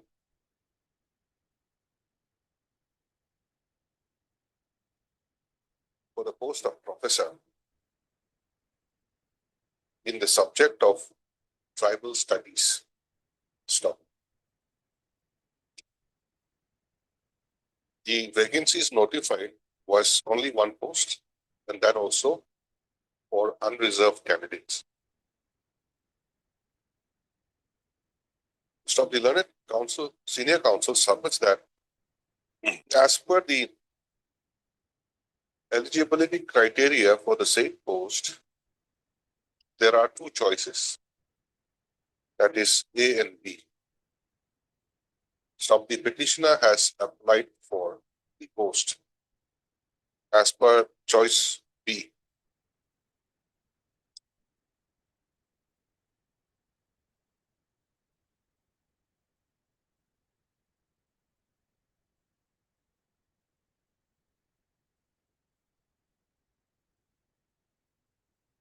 Stop. The petitioner, despite having submitted all the relevant documents in support of her application for the said post,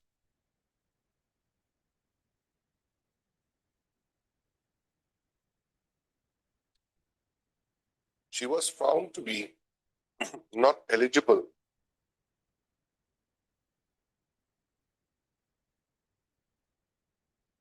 on the ground that there was no evidence of documents for having successfully guided a doctoral candidate. White notification dated 19/8/2025, bracket annexure 5.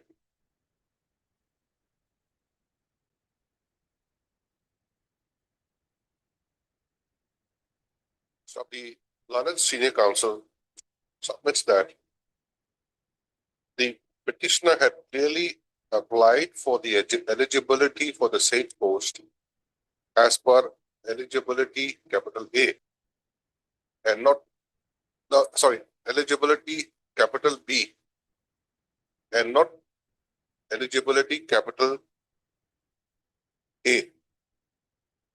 B is first, okay. B is first, then. Not as per eligibility capital A. So, to the surprise of the petitioner, she has been rejected as per the conditions prescribed. She has been rejected for not fulfilling the conditions prescribed for eligibility A, capital A.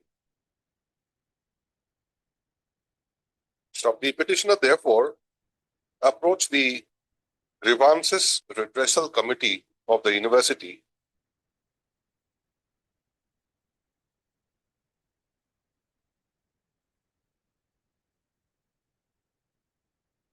with her grievance, but again, why the observation of the said committee dated 27/8/2025, she was again found to be not eligible on the ground that there was no proof of being an outstanding professional in the concerned field.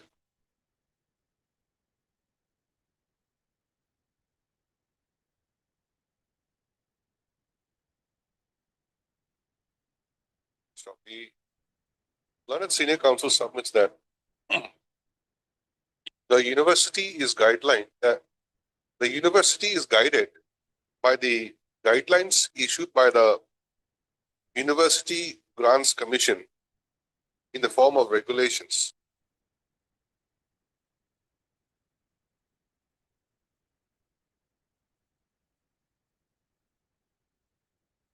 So he submits that the criteria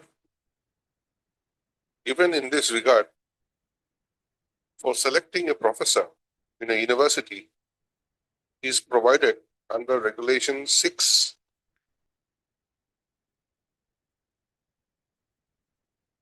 and 6.1 of the UGC regulations.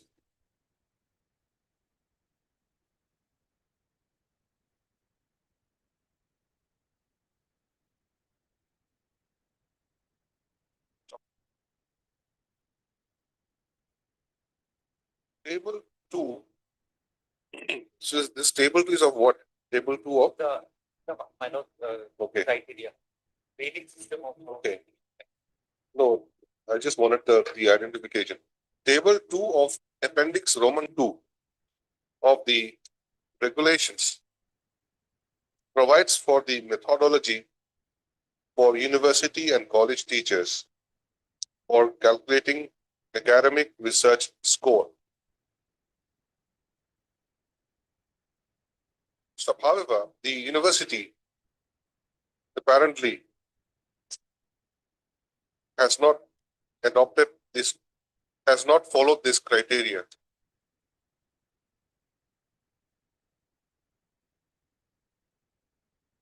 According to the learned senior counsel. So therefore,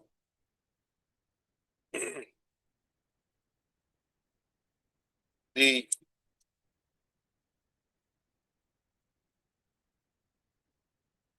petitioner has been wrongly found to be ineligible for the said post. So the learned senior counsel submits that a notification for interview / viva voce has been scheduled for the posts in question, for the post in question.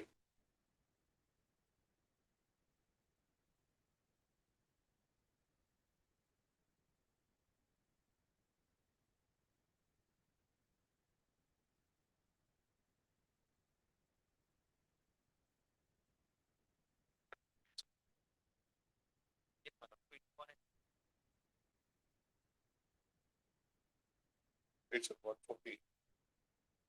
Topic will be, it's only one candidate, 2 dates. Yes, my lord.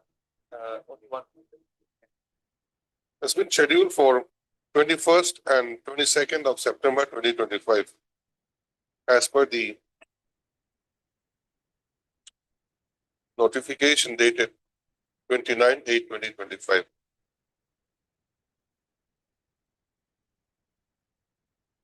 And therefore, the learned senior counsel submits that pending consideration of the receipt writ petition,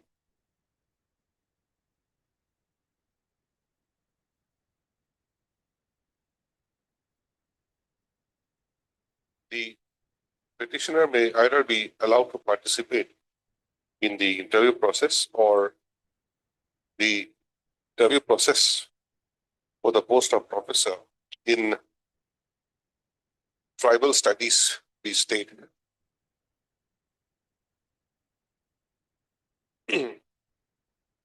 Next para. At this stage, Mr. Your good name, please.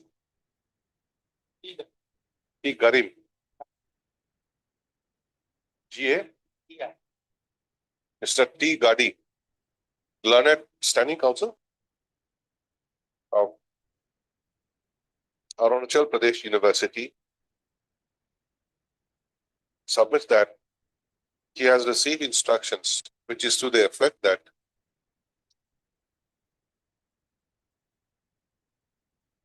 the petitioner would be allowed to face the interview on the scheduled date.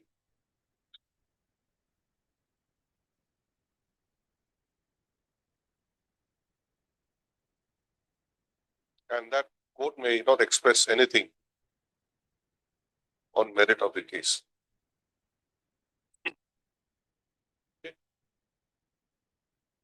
So considering the submissions made by the parties and the instructions received by the learned standing counsel of the university, without expressing anything on merit, the writ petition is disposed of at this stage Calling letter also will be issued, my lord. by Letter. directing the university authorities to allow the petitioner face the interview on the scheduled date and for which appropriate calling letter may be issued to her without delay.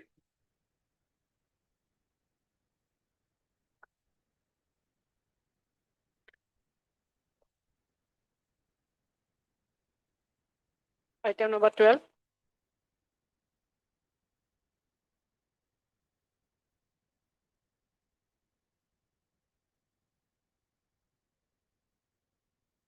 By filing this recruitment matter, I want to challenge the matter. First matter, reversal order matter, dated 22/8/2022 matter, whereby matter.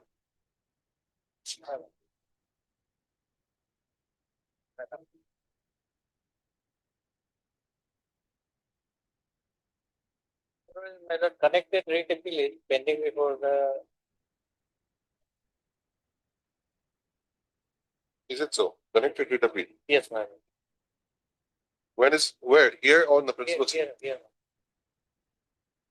What is the matter regarding? Madam, here, madam, I have. Transfer posting. No, madam. I was allowed to officiate, madam, in the post of education. Madam, I have been reverted back, madam. Okay. Saying that, madam, by a DPC, madam, I was initially, madam, given official promotion in the year 2025, madam. After lapse of many years, in the year 2012, madam, my madam promotion to the post of education has been rendered with effect from date of office. So, this DPC was put to challenge by my lord, the direct recruiting of the 2006 matter of the extended year. And the Honorable Lord Second Bank has all that matter, the two persons matter, one matter the petitioner and another one matter. They have been given official promotion to the of effect matter, where there is no promotion, the vacancies are available. So matter DPC, matter information of the DPC has been taken. Okay, so that has been challenged. That has been challenged, madam, by one of my friend, madam. And that was state. You are also same, Even I am also retrospective promoting. Yes, madam. Okay. I also later on filed that. Appeal, okay. These two writ appeals, madam. And now what is this writ petition? Writ petition is, madam, for fixation of the seniority. Second is, madam, that I have been, madam, been a part of the office of the by, madam, in the 2022, my lord, my official promotion, my lord, I have been reverted back to my lord. That is also being challenged, my lord. The ground for my lord reverting me is that, my lord, after my lord, the judgment rendered in my lord WBC 66, where my lord, our my lord recommendation of the DPC has been set aside. On that ground, my lord, I was reverted back to the post. That judgment has been. So after that reversion, there's a further reversion. Yes. These are subsequent developments. Here, subsequent development. That is the beginning point, starting point. DPC has been set aside, saying that there was no post at the relevant time. So how could it be recommended retrospective effect? For the post of extension. So I think that matter Yes, madam. concluded first Yes, madam. for dealing with matter. That would be appropriate, I think. The writ appeal is, my lord, 36 of 2022. When was it last listed? Last listed on my lord.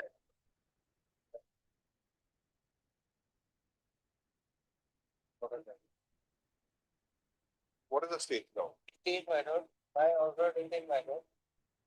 27/5/2025, my lord. There are two writ appeals I left together for final hearing. 27/5/2022. Yes, madam. Long time. Long time. My lord, it was supposed to be listed on 10th of this month, my lord. But it was not listed. My lord, most probably, my lord, it will be listed on 20. Sunday. So I'll not say anything about that. I'll say that writ appeal is pending. 36 and what is the other case? 36 and my lord, 11 of 2020. 36 and 11 of 2022. 21, my lord, 11 of 21. 11 of 21. 36 of 22. Mr. Rama reported after the vacation that Before that, my lord, you also can kindly come with review order, my lord. 78. In this petition, my lord, they have challenged the reversal order. Now, if you lordship peruse, my lord, the review order 78. Well, this order has been issued in compliance with the directive of the Supreme Court. Now, instead of my lord challenging that the single bench order, they have challenged the reversal order, my lord. Because we have complied with the court's directive. Now, it is the duty of the petitioner to challenge the single bench order for the division, which they have subsequently filed, no doubt. Now, that appeal, my lord, if I correctly remember, last week, I think, my lord, that appeal was listed and they have adjourned the matter. And in that appeal, my lord, there is a condemnation of delay petition is still pending. It's allowed.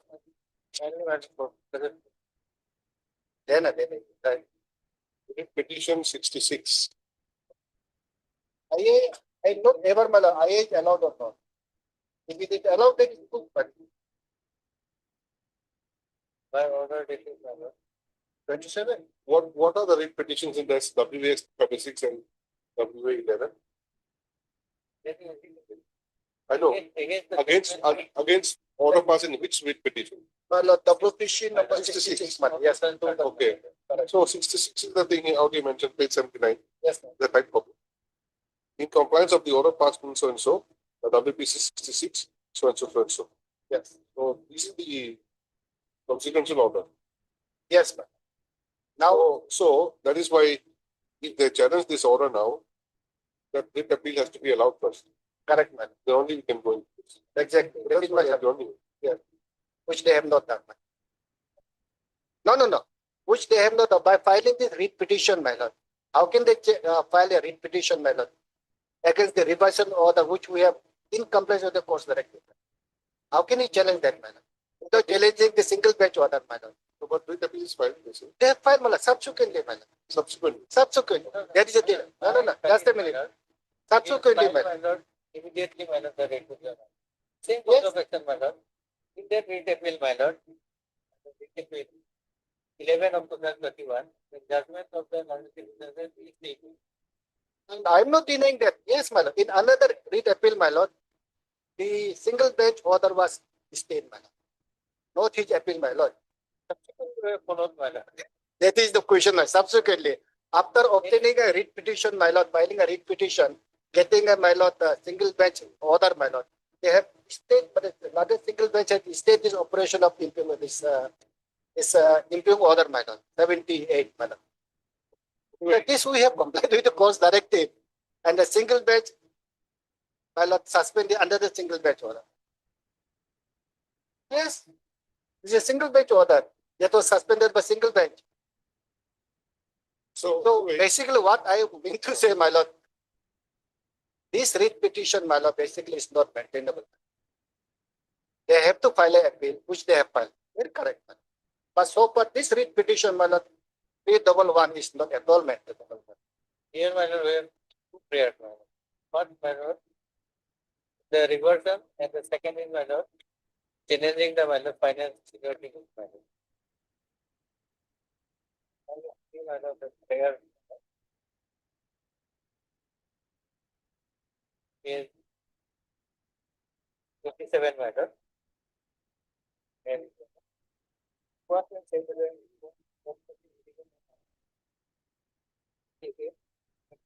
eight,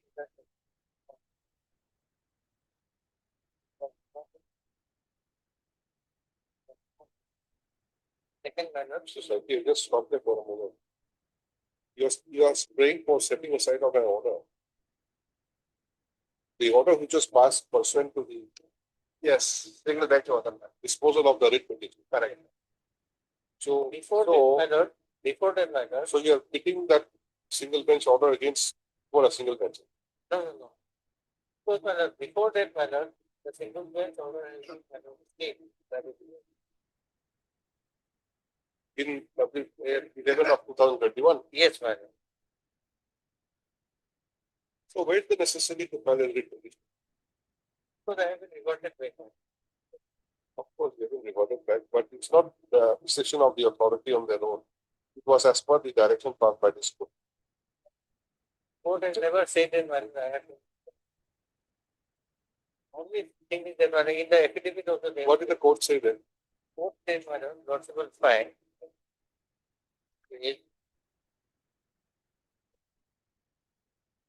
Page 58, madam.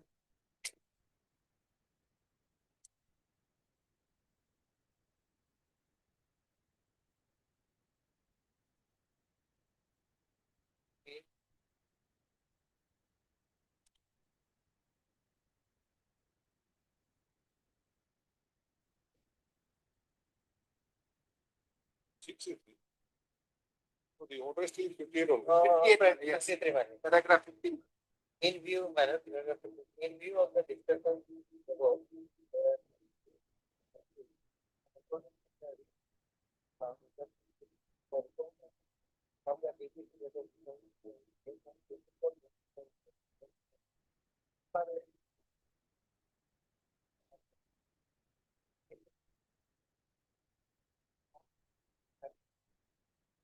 five and 31 A is the requirement.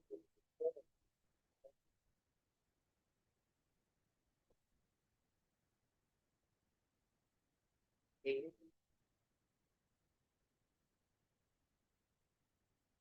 Oh, and the madam.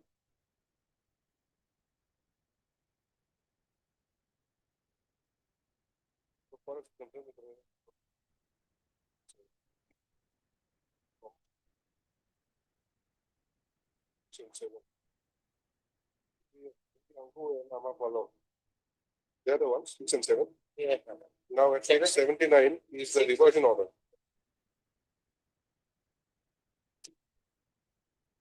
Madam. The judgment was stayed on madam 29/11/2021. No, who filed the appeal? Madam, respondent number 6, madam. 6 file. 6 file. 6 file, Imi Angu. Then later on the respondent number 7 file, Amapalo. Yes, madam. WA 36 of 22. They didn't file together. Not together. Because madam, Okay, appeal is filed well and good. Now, this order at page 79 has been passed, has already reflected in this order itself. Terms of the order dated 6/10. This is 66. So how to challenge this? Without, when the judgment and order of the learned single judge is still operational. Or we do. it was stayed on 29/11/2021. Okay, it was stayed. It's not a final decision. It's only stayed. Stayed, madam. Yes. Meaning thereby, my lord. It may go this way or that way. We don't know. Meaning thereby, my lord.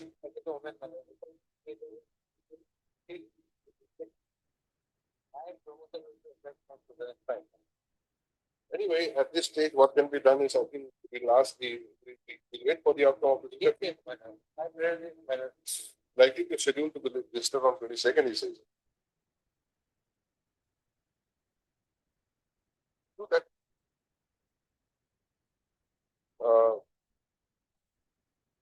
Mr. R. Cycle, Learned Counsel for the and Mr. R. H. Namam, Learned Additional Advocate General.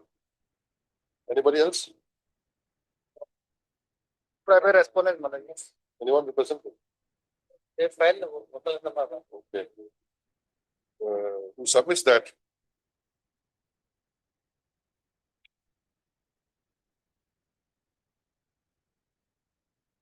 Two appeals are pending on the subject matter, namely WA number 11 of 2021 and WA number 36 of 2022. Stop. They submit that the outcome of the writ appeals have a bearing on the instant writ petition. And since the writ appeals are likely to be listed on 22nd of September 2025, the writ petition may be listed thereafter. Let the matter be listed after the Puja petition.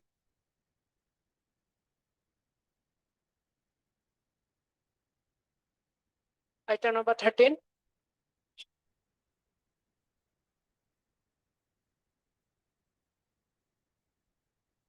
My lord, I'm appearing on behalf of TY Bhutia, my lord.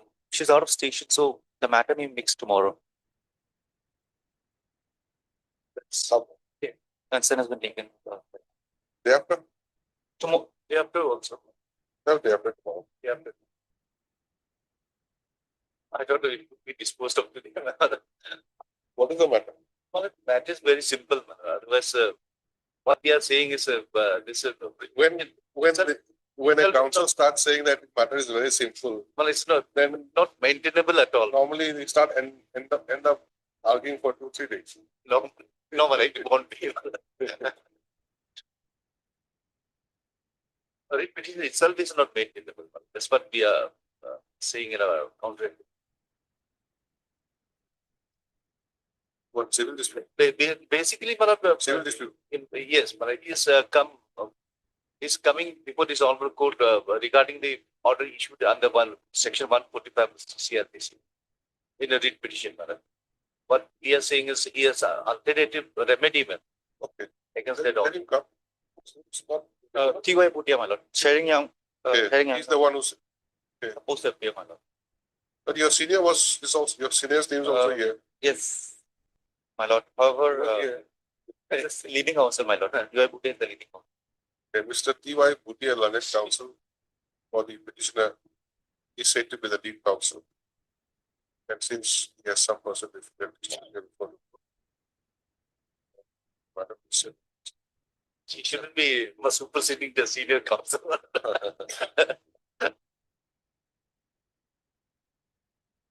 Sir, Obliged. Much obliged. Item number 14.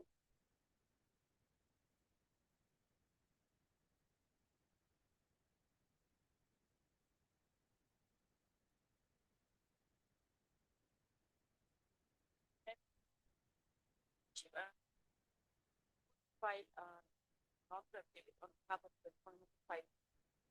who's right? Degree for Sports. not department. What is your role? This is regarding appointment, non-selection in the, yes, no, sir. What do you call this, censor peace establishment. So what is sports supposed to do? There is a there is notification. There is notification which is under check.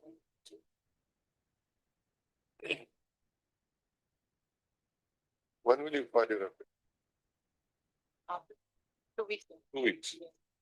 Lordship, in my personal opinion, that affidavit is not required. Here the question only involved is whether the rule can be changed during the pendency of advertisement.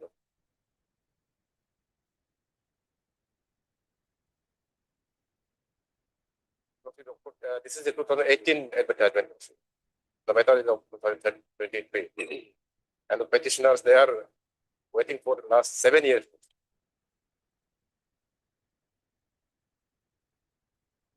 Even if today, How many petitioners are there? 35. Petitioners.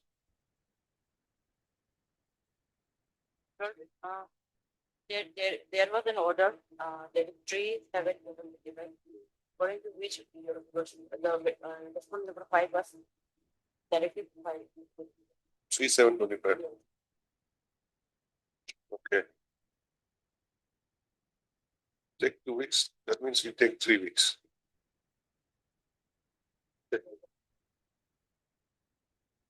Or they come to court. Fix that by Lordship. Lordship, We'll give a date. Give us a date. before Lordship Puja break. Before. Yes. Can you file before? You know, it is not possible. Because we have to indicate those. You have not received the instructions. Have not. So on what basis are you seeking time then? In anticipation, you'll get with instructions within 2 weeks. We try. Here, Lordship, here in the petition, I have challenged only the rejection reports.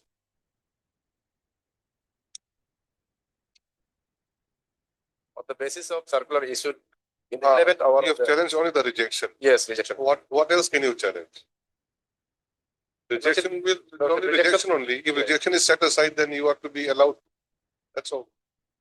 So Lordship, since there there is already an order, we'll give them one chance. And if they don't file it, we'll go ahead. Okay, there is doubt about the status of the document. great. Which have to be clear. Please write down. Although the counsel for the petitioner submits that affidavit from the respondent number 5 may not be necessary. But Ms. P. Sangeeta, learned government advocate, submits that she may be granted for the 3 weeks time to file the affidavit of respondent number 5. Since there is already an order passed by this court on 3/7.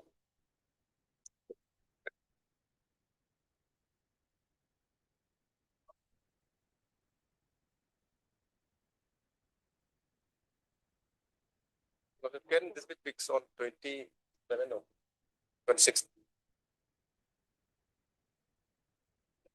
After project break. 22nd. 21. Second. What's the interim is there in? What is the interim? Not to fill the 35 posts. Till final disposal of this. 22nd October 2025. Interim order passed regulation. This may be the last opportunity for the respondent.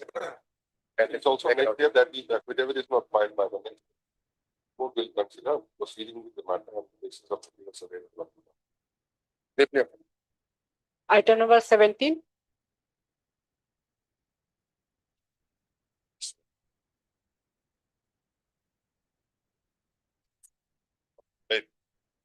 Okay.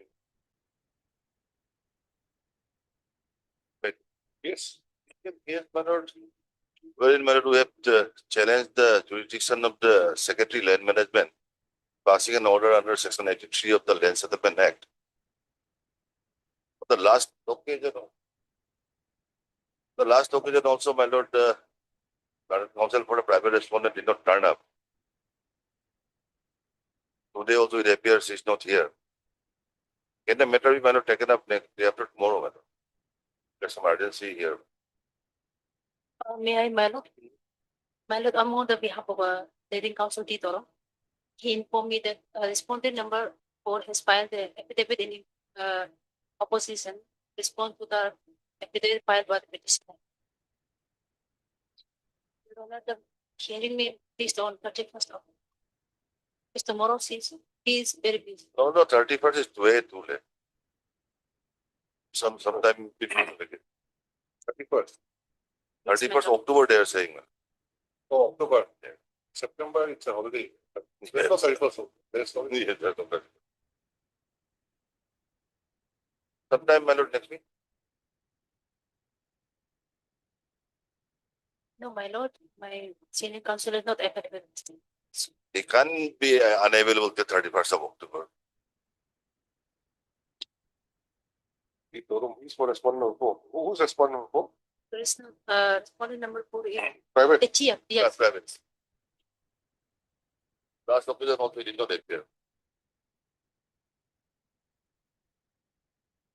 What is the issue regarding My lord, this is regarding cancellation of land possession certificate in my favor. land possession? Yes. That was passed by the Secretary Land Management while exercising powers under Section 83 of the Land Settlement Act 2000. That was totally without jurisdiction. LPCs are not issued under Land Settlement Act. When was it cancelled? 11/3/2024. 24. Then you came in 24 only. Yes.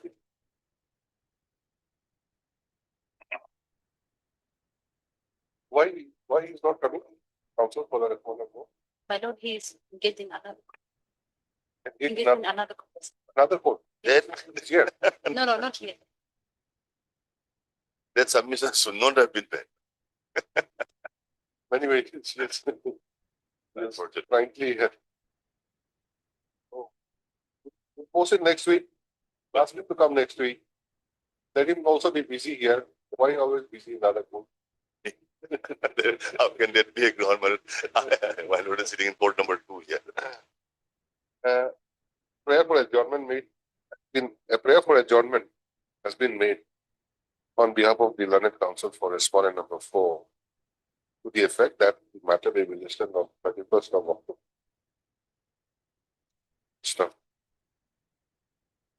Mr. D. Pangin, learned counsel for the petitioners, submits that he has objection to the said prayer, and since there is some urgency in the matter, considering the same, let the matter be listed on There's an entry order the order of master listed continue. Tell him to come. Item number 20.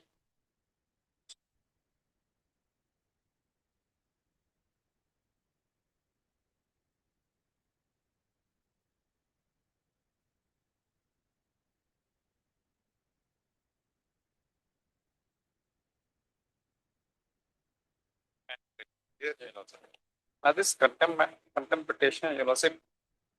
Item 20.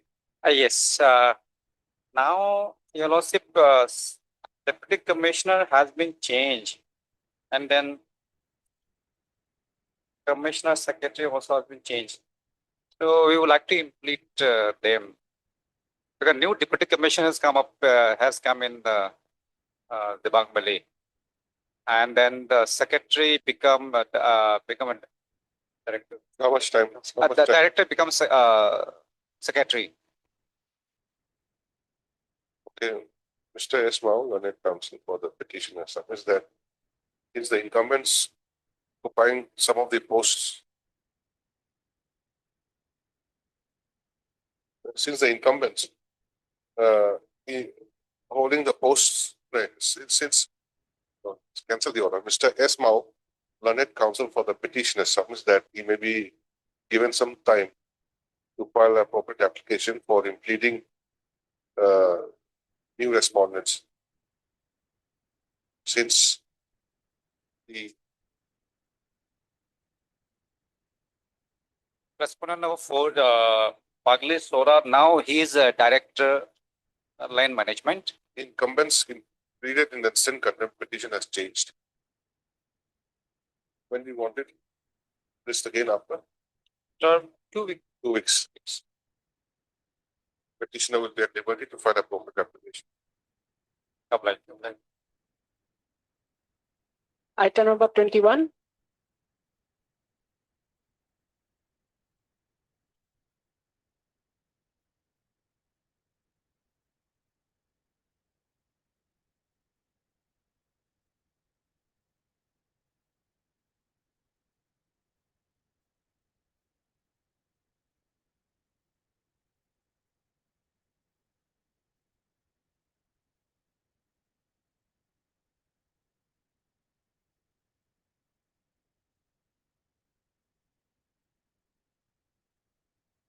Yes, for the petitioner and the matter small.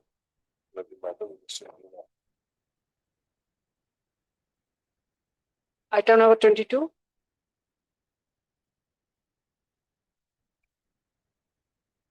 Petition.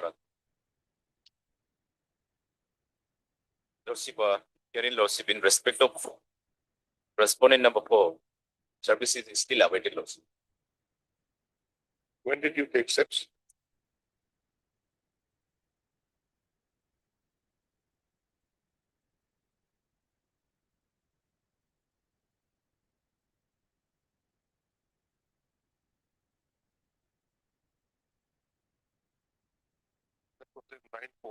Nine four 25. 9-4. Who's responding number 4? Respondent number, private respondent. Appearing on behalf of private respondent number 4. You're appearing? Yes. Okay. Lordship, we need time for. How much time? After the break. How have you filed your power? We have to seek instructions from the client also. No, have you filed your vakalat? Yes. You have filed. Name is shown or not?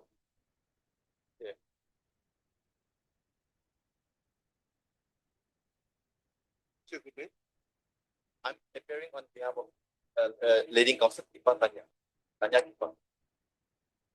Okay.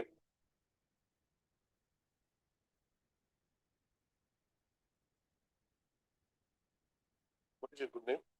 K. Tana. Mr. K. Tana. Learned counsel appears on behalf of Mr. Anya Kipa. Submits that he may be given some time. Appears on behalf of Mr.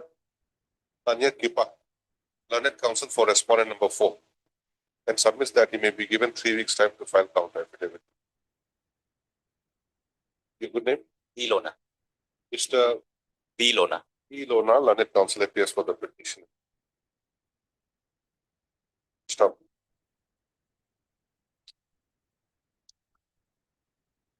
As paid for 3 weeks time is granted to respondent number 4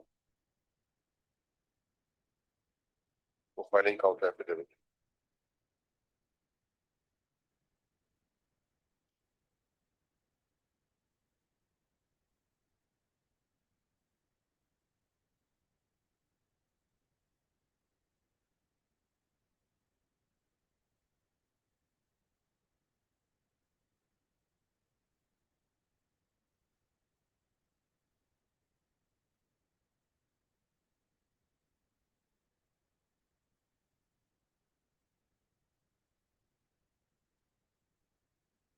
This is declared to be complete on respondent number 4. The state respondents may also file their counter affidavit.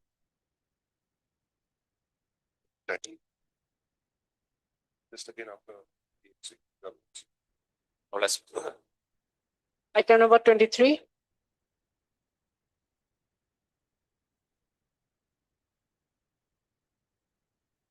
Please, Your Lordship. Your Lordship, in this case, skill service is abated from 1 to 3. 1 to 3. You've taken steps. Yes, Your Lordship, I have already taken step.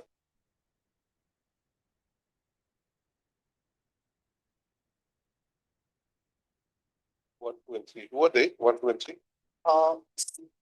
Secretary, Department of Education and Director of Elementary Education. And the respondent number 3 is to Your Lordship, Deputy Director of School Education, Tawang. What is to be done?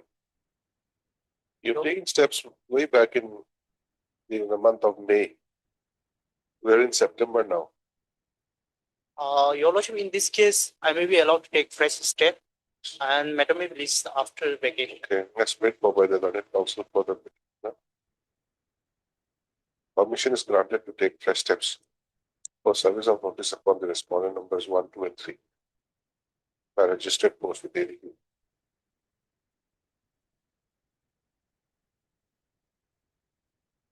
1 week. No, we didn't want to cancel that. Let the steps be taken within 3 days. This is the matter again after.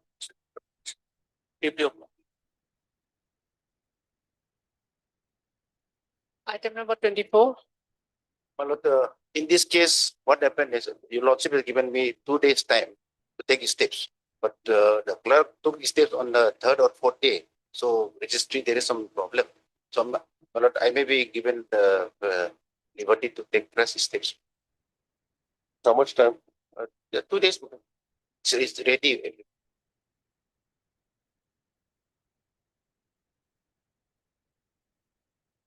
Steps was to be taken within 2 days, but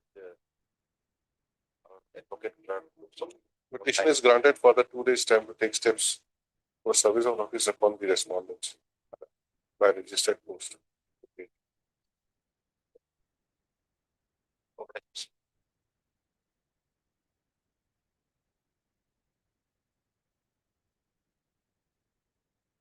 Terms of the order dated 21/8/2024. Registered post in cancel on the point. Take steps in terms of the order dated 21/8. This matter again after the ensuing. You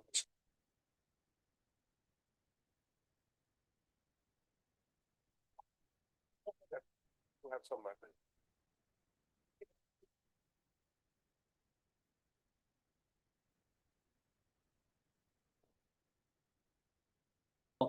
On the request of the parties approved bail application number 2 so far. You must approve.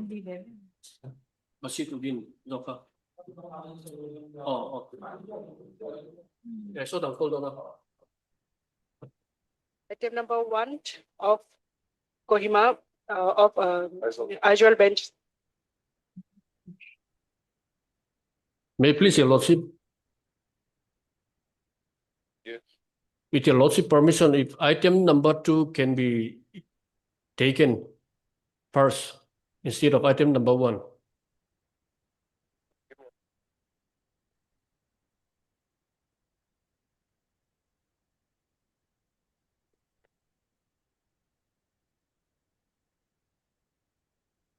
Yes.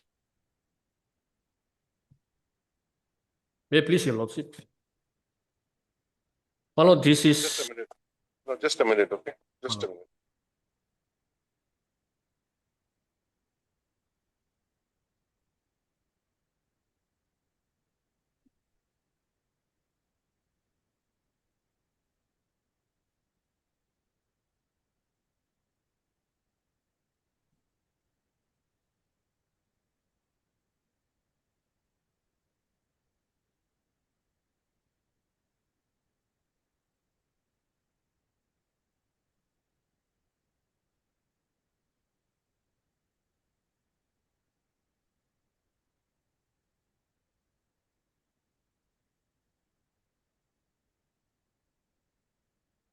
Yes.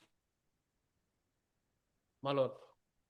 This bail application is with regard to the offense under section 21, 25 and 29 of the NDPS Act.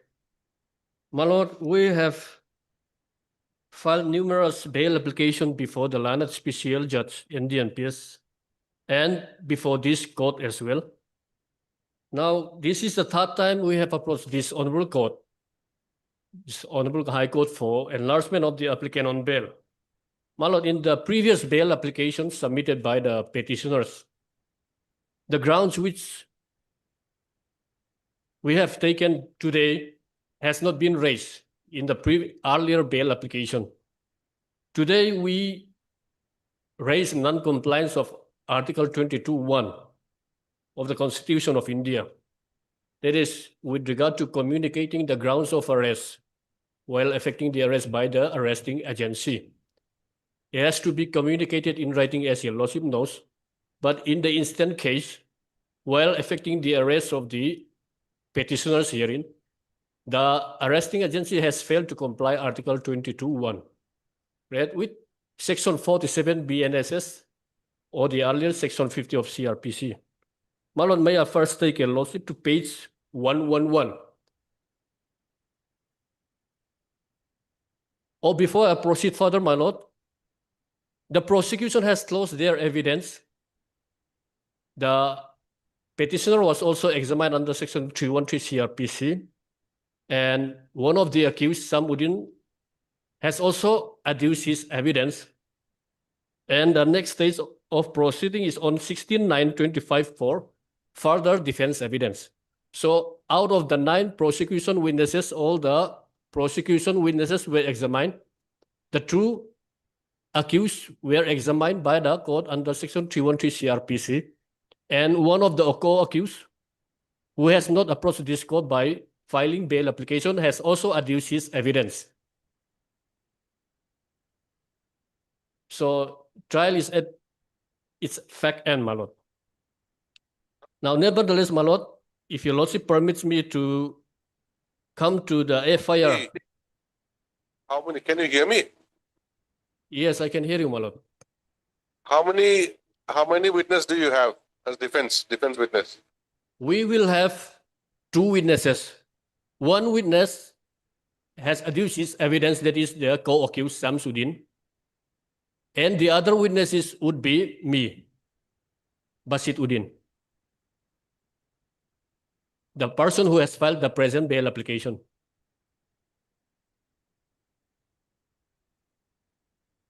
Co-accused has been examined and now you are remain to be examined. Yes, my lord. Okay. Yes, please proceed. Now, with your lordship permission, may I take your lordship to page 111?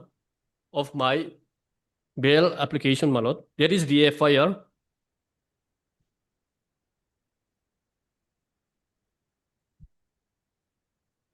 Page 111.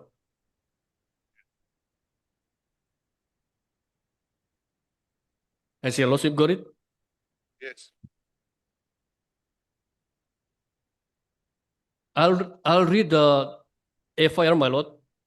With reference to the above cited GDE number, I beg to report that on 23/1/2023, in pursuance of information received from reliable source, I had seized 113 number of soap cases containing reddish and brownish powder suspected to be heroin number 4 kept in a nylon bag from the joint possession of Samsudin, son of so-and-so, and Basit Udin, the present applicant, so-and-so, Assam at Lengte Road, Ispat Junction, in the presence of witnesses. One vehicle Tata Yoda bearing registration number AS24AC 2399 driven by Sams Udin and which was used for transportation of the contraband items was also seized. Now, my lord, I am the owner of this Tata Yoda and the driver is Sams Udin. The seized articles were marked in groups of 10 as A1, A10, B1, B10 up to L3. Weighing, packing, and sealing was done at the spot in the presence of civilian witnesses and the suspect, namely Sams Udin and Basit Udin. The suspected contraband items weighed 1458 grams and valued at rupees 28,25,000 in the local market and rupees 72,900,000 in international market. I therefore request you to take legal action in this regard and to register a case under appropriate section of law. Now a case under section 21, 25, and 29 of the NDPS Act has been registered against the appellant and the co-accused. Now, coming further, my lord, a charge sheet was submitted by the police personnel that would be on page 42, my lord, 42 to 114.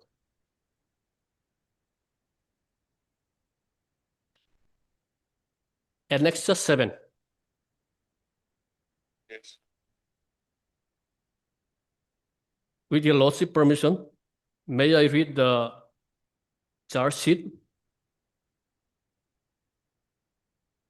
Yes, go ahead.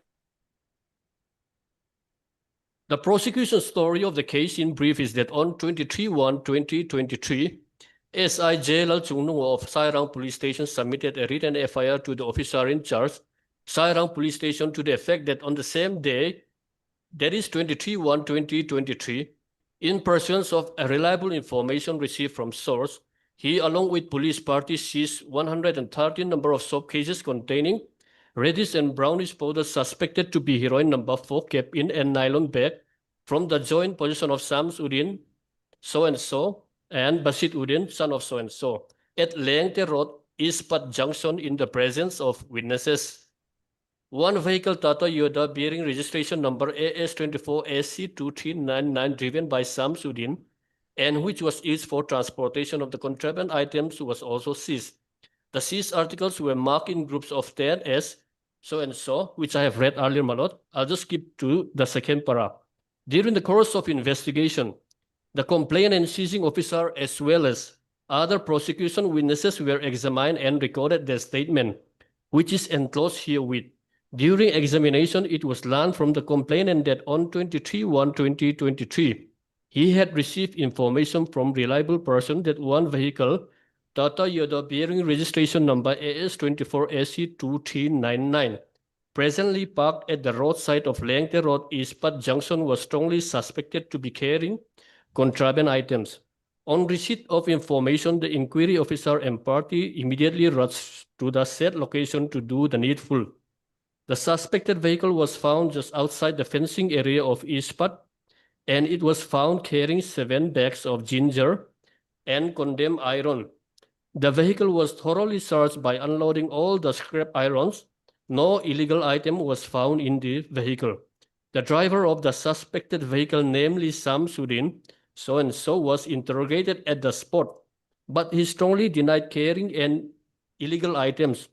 However, he was instructed to call the vehicle owner to report that he had already unloaded the scrap iron. The vehicle owner, namely Basit Udin, instructed him to wait for him at Lengte Road, Ispat Junction, until dark until he appeared to join him. A suspicion arose they might hide some contraband items somewhere near the Ispat Junction.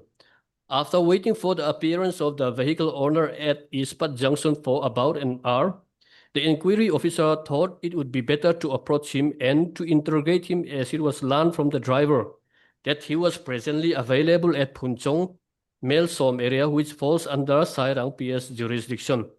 Hence, the inquiry officer and party left Ispat Junction for Punchong, Melsom.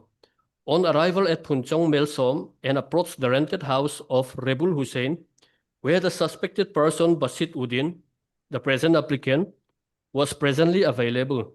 He was apprehended and brought to Sairang PS along with the driver Samsudin. The inquiry officer thoroughly interrogated them, and one of the suspected person named Samsudin admitted that he had transported contraband drugs from Biate village, and the same was hidden at the roadside near Ispat Junction by the vehicle owner, Basit Udin, and two persons, namely Hussein and Gis. He further stated that he knew the exact place where the consignment was hidden, as he had seen them while hiding the same.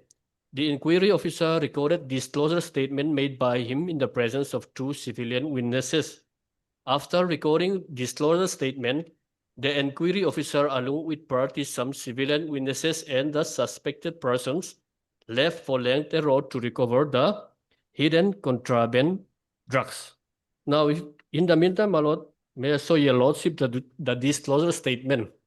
The disclosure statement allegedly made by co-accused Samsudin. That would be on page 83, my lord. Page 83. Since no illicit articles was recovered from the physical possession of the applicant herein, the prosecution were relying upon this disclosure statement. Page 83, my lord.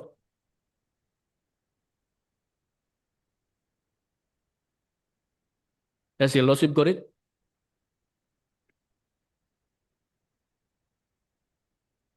Translation.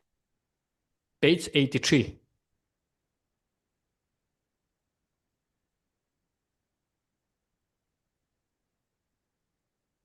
Page 83 is the Mizo vernacular, and page 83B is the English translation. Page 83B is the English translation, my lord. Yes, read. With your lordship permission. Disclosure statement under Section 27 of the Indian Evidence Act. I, the under-mentioned individual, make this statement on 23/1/2023 regarding the seizure of illegal goods. While driving my vehicle, that is Tata Yoda, bearing registration number AS24AC2399, I was carrying iron scraps. During this time, I was also transporting heroin number 4 kept into cement bags. These were concealed near a culvert on the Ispat Road.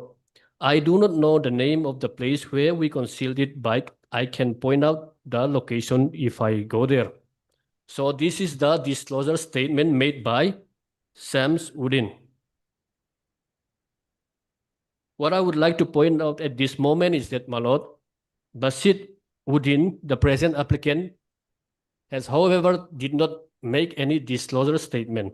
It was only on this disclosure statement that the prosecution has recovered the illicit article. Now, coming back to the charge sheet, if your lordship permits me, at page 43, Yes.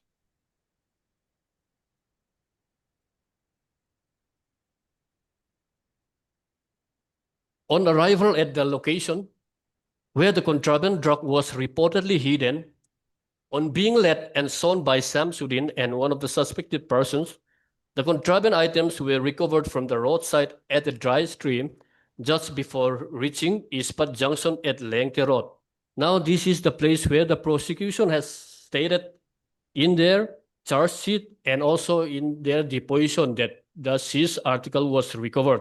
Now, if your lordship would carefully peruse this statement that the prosecution were trying to say that the true accused persons on the information given by the true accused persons that they had recovered this. But if we see the disclosure statement made by Samsudin at page 83, it was only on the sole disclosure statement of Samsudin, the co-accused, that the illicit article has been recovered, Mano. Now, I'll take your lordship to the evidence adduced, my lord, since the charge framed against the appellant herein was denied and they pleaded not guilty and they claimed for trial. So if your lordship may kindly come to page 116 to 117. That is the deposition of the prosecution witnesses. 116 is the seizing officer's deposition, my lord. SI Lal Chung Noa, J Lal Chung Noa, he was the OC, Sairang PS.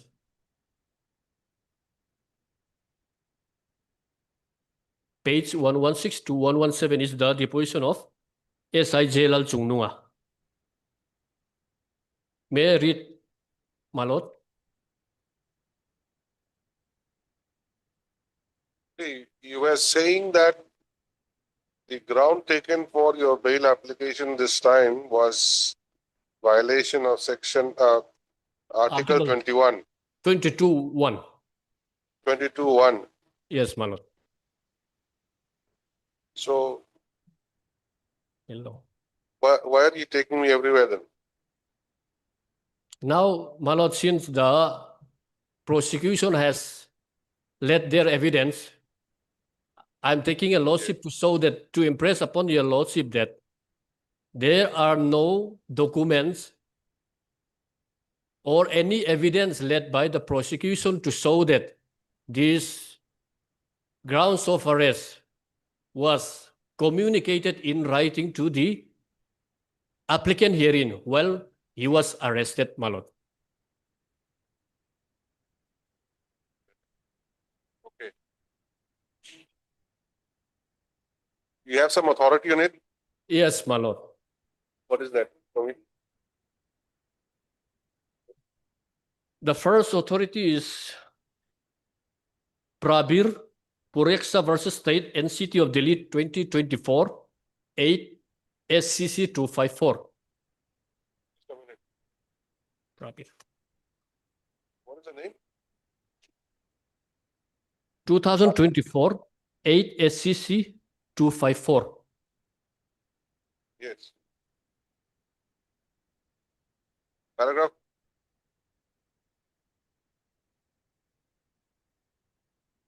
Now I'll come to para 14.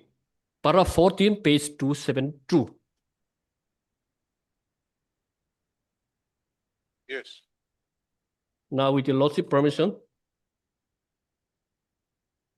this Prabir Pureksa referred to the judgment of the Honorable Supreme Court in Pankaj Bansal, which I would also rely upon that.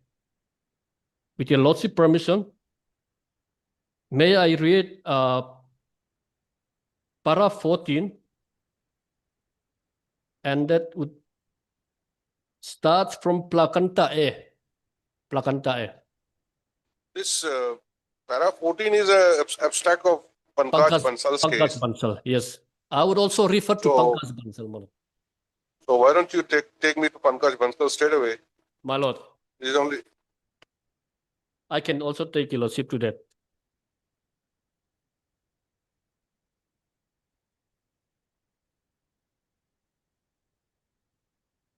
Now, 2024 is the Pankaj Bansal case, 2024, volume 7, SCC 576. Pankaj Bansal versus Union of India, 2024, volume 7, SCC 576. give me paragraph numbers. Now, I'll come to, my lord, I'll come to paragraph, Which paragraph 42. I'll come to paragraph 42. Yes. Page 597. Read. That being so, there is no valid reason as to why a copy of such written grounds of arrest should not be furnished to the arrested person as a matter of course and without exception. There are two primary reasons as to why this would be the advisable course of action to be followed as a matter of principle. Firstly, in the event such grounds of arrest are orally read out to the arrested person or read by such person with nothing further, and this fact is disputed in a given case, it may boil down to the word of the arrested person against the word of the authorized officer as to whether or not there is due and proper compliance in this regard. In the case on hand, that is the situation insofar as Basan Bansal is concerned. Though ED claims that witnesses were present and certified that the grounds of arrest were read out and explained to him in Hindi, that is neither here nor there, as he did not sign the document. Non-compliance in this regard would entail release of the arrested person straight away as held in V. Senthil Balaji. Such a precarious situation is easily avoided, and the consequence thereof can be obviated very simply by furnishing the written grounds of arrest as recorded by the authorized officer in terms of section 19(1) of the PMLA to the arrested person under due acknowledgement instead of leaving it to the debatable ipse dixit of the authorized officer. Para 43. The second reason as to why this would be the proper course to adopt is the constitutional objective underlying such information being given to the arrested person. Conveyance of this information is not only to apprise the arrested person as to why he or she is being arrested, but also to enable such person to seek legal counsel and thereafter present a case before the court under section 45 to seek release on bail if he or she so chooses. In this regard, the grounds of arrest in V. Senthil Balaji are placed on record, and we find that the same run into as many as 6 pages. The grounds of arrest recorded in the case on hand in relation to Pankaj Bansal and Basan Bansal have not been produced before this court, but it was contended that they were produced at the time of remand. However, as already noted earlier, this did not serve the intended purpose. Further, in the event the grounds of arrest were equally voluminous, it would be well nigh impossible for either Pankaj Bansal or Basan Bansal to record and remember all that they had read or heard being read out for future recall, so as to avail legal remedies. More so, as a person who has just been arrested would not be in a calm and collected frame of mind and may be utterly incapable of remembering the contents of the grounds of arrest read by or read out to him her. The very purpose of this constitutional and statutory protection would be rendered nugatory by permitting the authorities concerned to merely read out or permit reading of the grounds of arrest, irrespective of their length and detail, and claim due compliance with the constitutional requirement under Article 22(1) and the statutory mandate under Section 19(1) of the PMLA. Now, I'll take a lordship further to paragraph 45. We may also note that the grounds of arrest recorded by the authorized officer in terms of Section 19(1) of the PMLA would be personal to the person who is arrested, and there should ordinarily be no risk of sensitive material being divulged therefrom, compromising the sanctity and integrity of the investigation.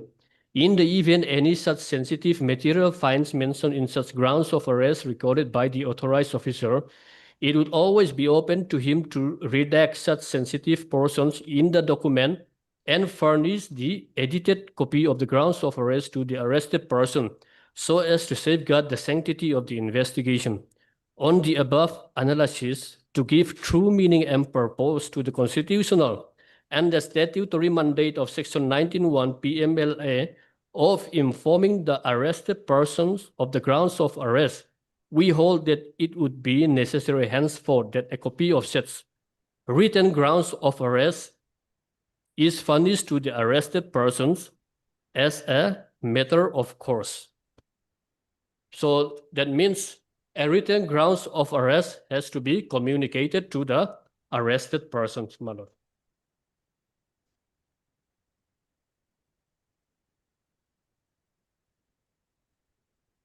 If I may come to para 38, page 595. With your lordship permission, in this regard, we may note that Article 22(1) of the Constitution provides inter alia that no person who is arrested shall be detained in custody without being informed, as soon as may be of the grounds for such arrest. This being the fundamental right guaranteed to the arrested person, the mode of conveying information of the grounds of arrest must necessarily be meaningful so as to serve the intended purpose. So in the 3 lines from the bottom of the paragraph,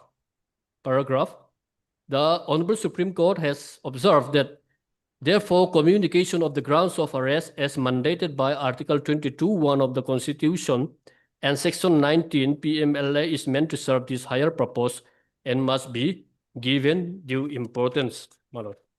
So here on reading this Pankaj Bansal case, it is clear that the grounds of arrest has to be communicated in writing to the arrested person, which in the present case has not been done by the arresting agency.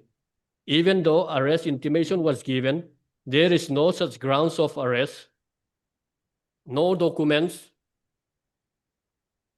annexed in the charge sheet.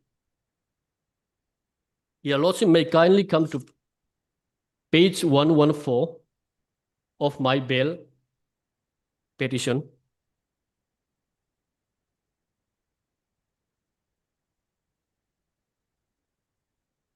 Yes, 114. This is the case diary maintained by the police officers. That is case diary maintained on 24/1/2023. I was arrested on 23/1/2023. This is the only case diary that we have. We do not have a case diary of 23/1/2023. Now, on perusal of this case diary, there is nothing to indicate that the grounds of arrest was communicated to the applicant herein. And the burden of proof that grounds of arrest has been furnished to the arrested person also lies on the prosecution, my lord. If I may take your lordship to the Vihan Kumar case, 2025 5 SCC 799,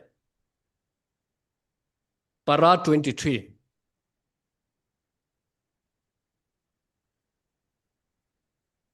Page 1817.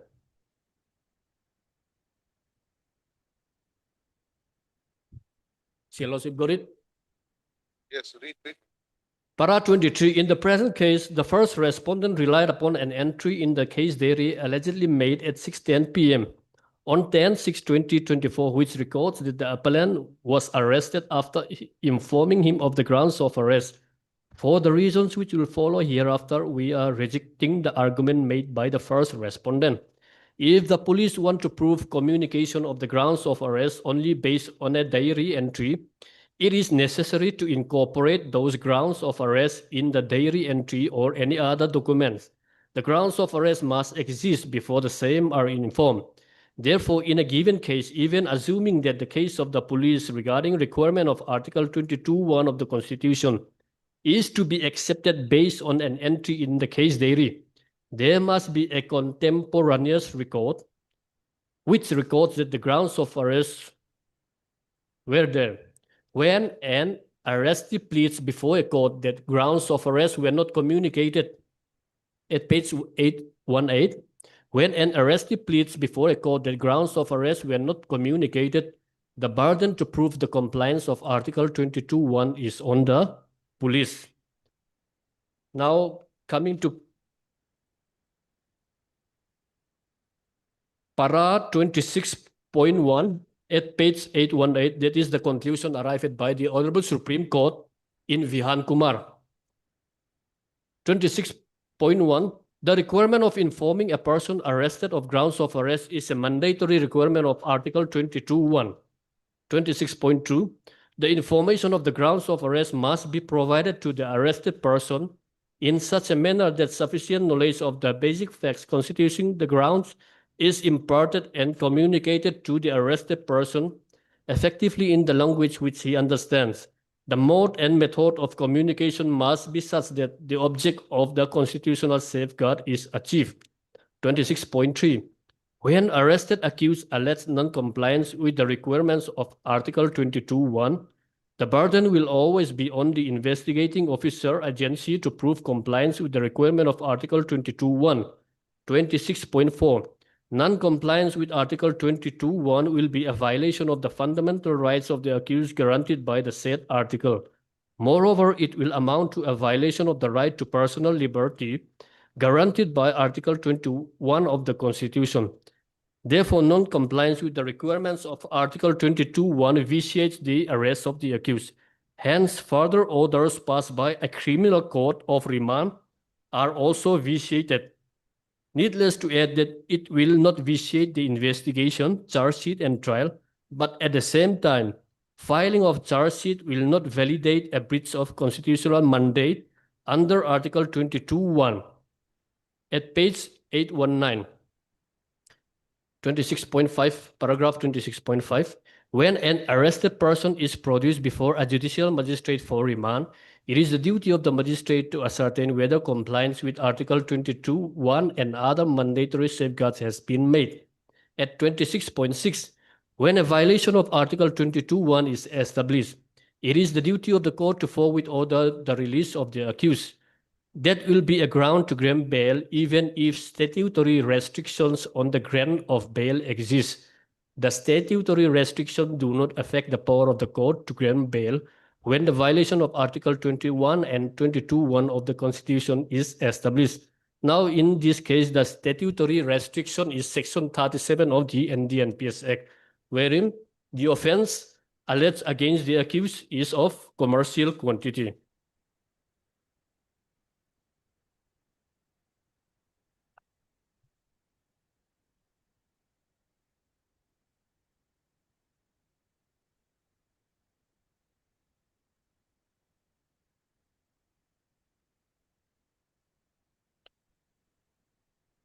Now, from all the evidence that is on record and which is produced in the form of charge sheet, your lordship will see that there are no documents wherein the prosecution has proved that the grounds of arrest as mandated under Article 22(1) of the Constitution of India was duly complied. If your lordship may kindly come to the arrest memo of the applicant on page 58. Page 58.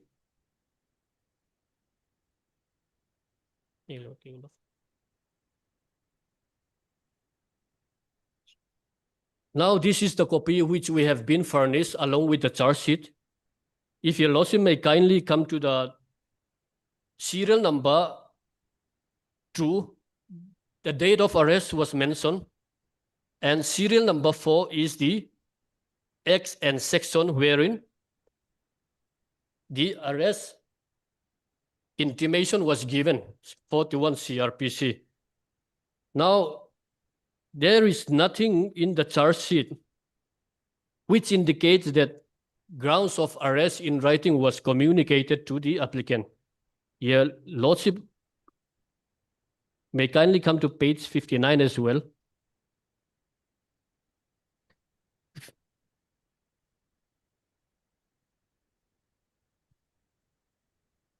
At para 8, there is a computer type written, which I will read, my lord.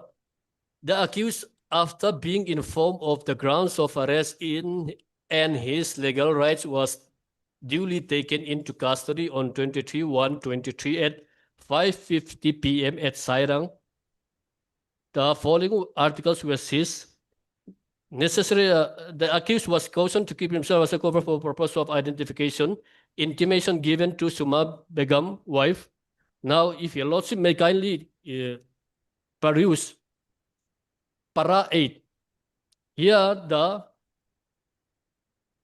the prosecution, the arresting agency, would like to show the court that the grounds of arrest has been informed to the applicant.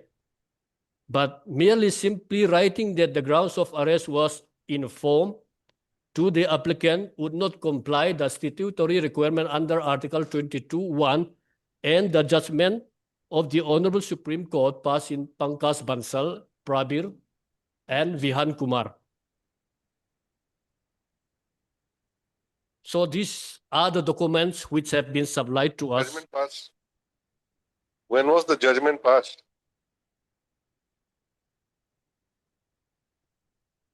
Judgment was passed in the case of Vihan Kumar. Vihan Kumar came later on. Pankaj Bansal Yes. came first. Yes, my lord. October 2023. Yes, yes. Now, Prabir, So whether this will apply retrospectively. yes, there is a judgment of the Honorable Supreme Court, wherein judgment of the court is retrospective. What is that?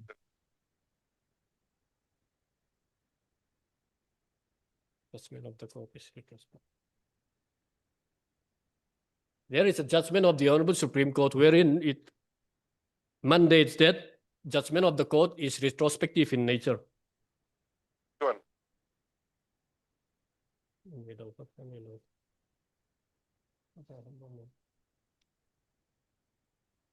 Have you given the list of books? No, I have not given the list of books, but I have given the memo of citation before the bench clerk, my lord. Okay, what is that citation regarding retrospective application? My lord, can I give that later? When my learned friend make her submission, I'll give that. Okay. You know.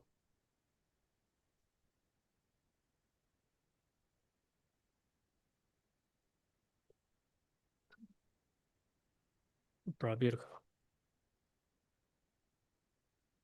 So Now, anything else? my lord, can I come to the Prabir case? Although it refers back to the Pankaj Bansal case, my lord.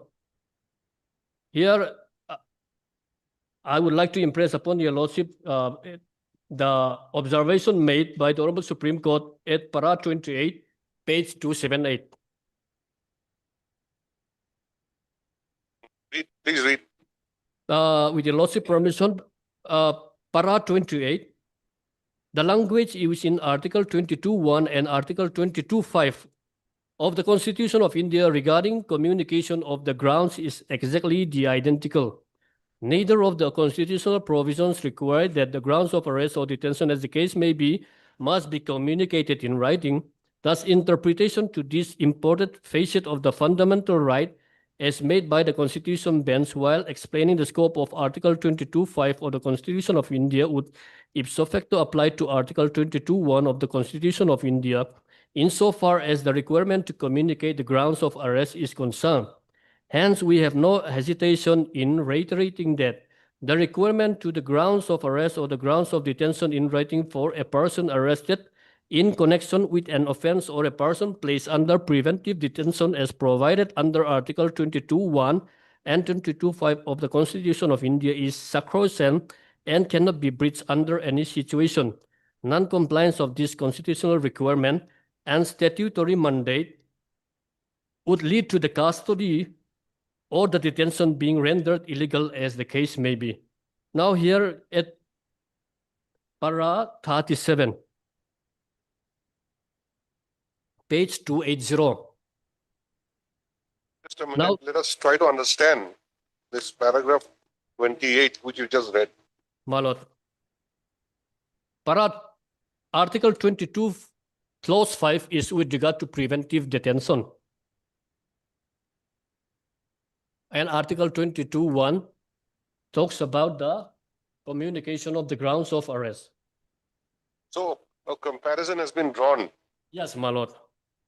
So 22(1) and 22(5). 22(5). So the requirement of communicating the grounds of arrest is identical as held by the Honorable Supreme Court, my lord. Because under preventive detention, a person can be detained without any case being registered to prevent that person from committing an offense, my lord. If your lordship may permit me, I'll read Article 22, my lord. Article 22, subclause 1. No person who is arrested shall be detained in custody without being informed as soon as may be of the grounds for such arrest, nor shall he be denied the right to consult and to be defended by a legal practitioner of his choice. Now, there was an argument that what has been written here, that the grounds of arrest, there is nothing written with regard to communication in writing. But the Honorable Supreme Court has held in Vihan Kumar, as well as the judgment which I have cited, Prabir, and another judgment, Pankaj Bansal, that communication of the grounds of arrest in writing is mandatory, my lord. Now, if I may come again to Article 22.5, with your lordship permission, I'll read this. When any person is detained in pursuance of an order made under any law providing for preventive detention, the authority making the order shall, as soon as may be, communicate to such person the grounds on which the order has been made, and shall afford him the earliest opportunity of making a representation against the order. So on reading this judgment of the Honorable Supreme Court in Prabir. So, see, the word is communicate. Yes, my lord. Communication means it can be oral also. Yes, that has been settled by the Honorable Supreme Court in Vihan Kumar and Pankaj Bansal, my lord. So the Honorable Supreme Court has stated that it has to be communicated in writing.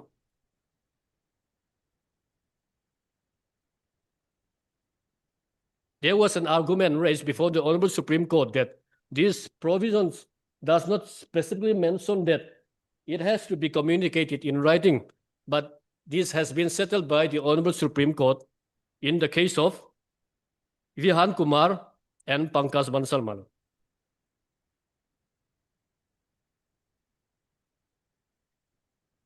Decided after you were arrested. Yes. Your arrest happened in January 2023. 2023. Yes, I agree, my lord, but there is a Pankaj judgment. Bansal came later on.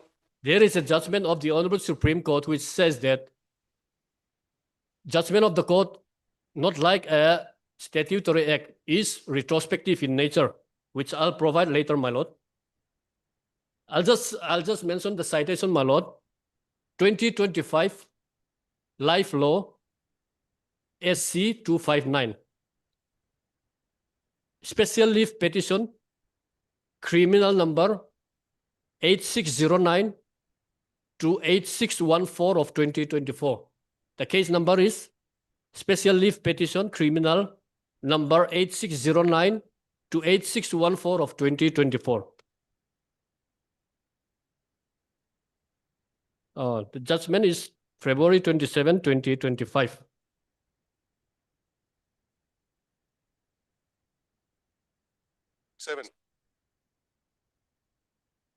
My lord. February 27, 2025. What is the name of the party?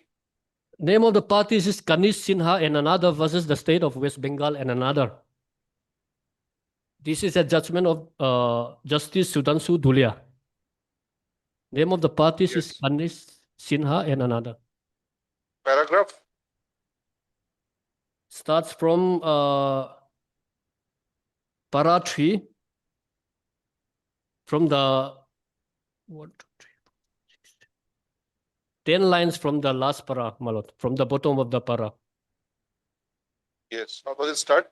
Whereas a law, Yes. Read. whereas a law made by the legislature is always prospective in nature unless it has been specifically stated in the statute itself about its retrospective operation, the reverse is true for the law which is laid down by a constitutional court or a law as it is interpreted by the court. the judgment of the court will always be retrospective in nature, unless the judgment itself specifically states that the judgment will operate prospectively. So this is the law as of now, my lord, declared by the Honorable Supreme Court.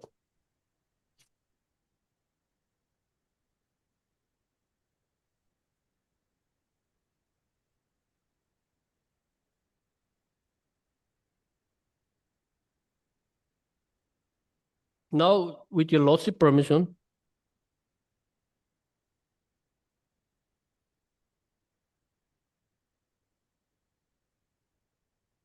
in the case of Prabir Pureksa, 2024-8 SCC 254, there is the requirement of communicating grounds of arrest in writing.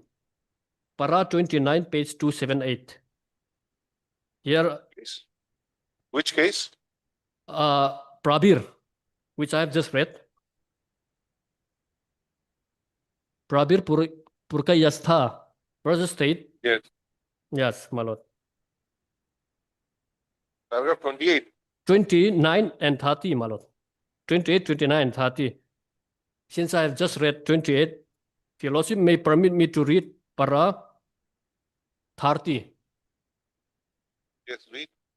Furthermore, the provisions of Article 22(1) have already been interpreted by this court in Pangkas Bansal, laying down beyond the pale of doubt that the grounds of arrest must be communicated in writing to the person arrested of an offense at the earliest. So there is the query which your lordship has raised, and that which has been answered by the Honorable Supreme Court, my lord. Now, with regard to the interpretation of the grounds of arrest,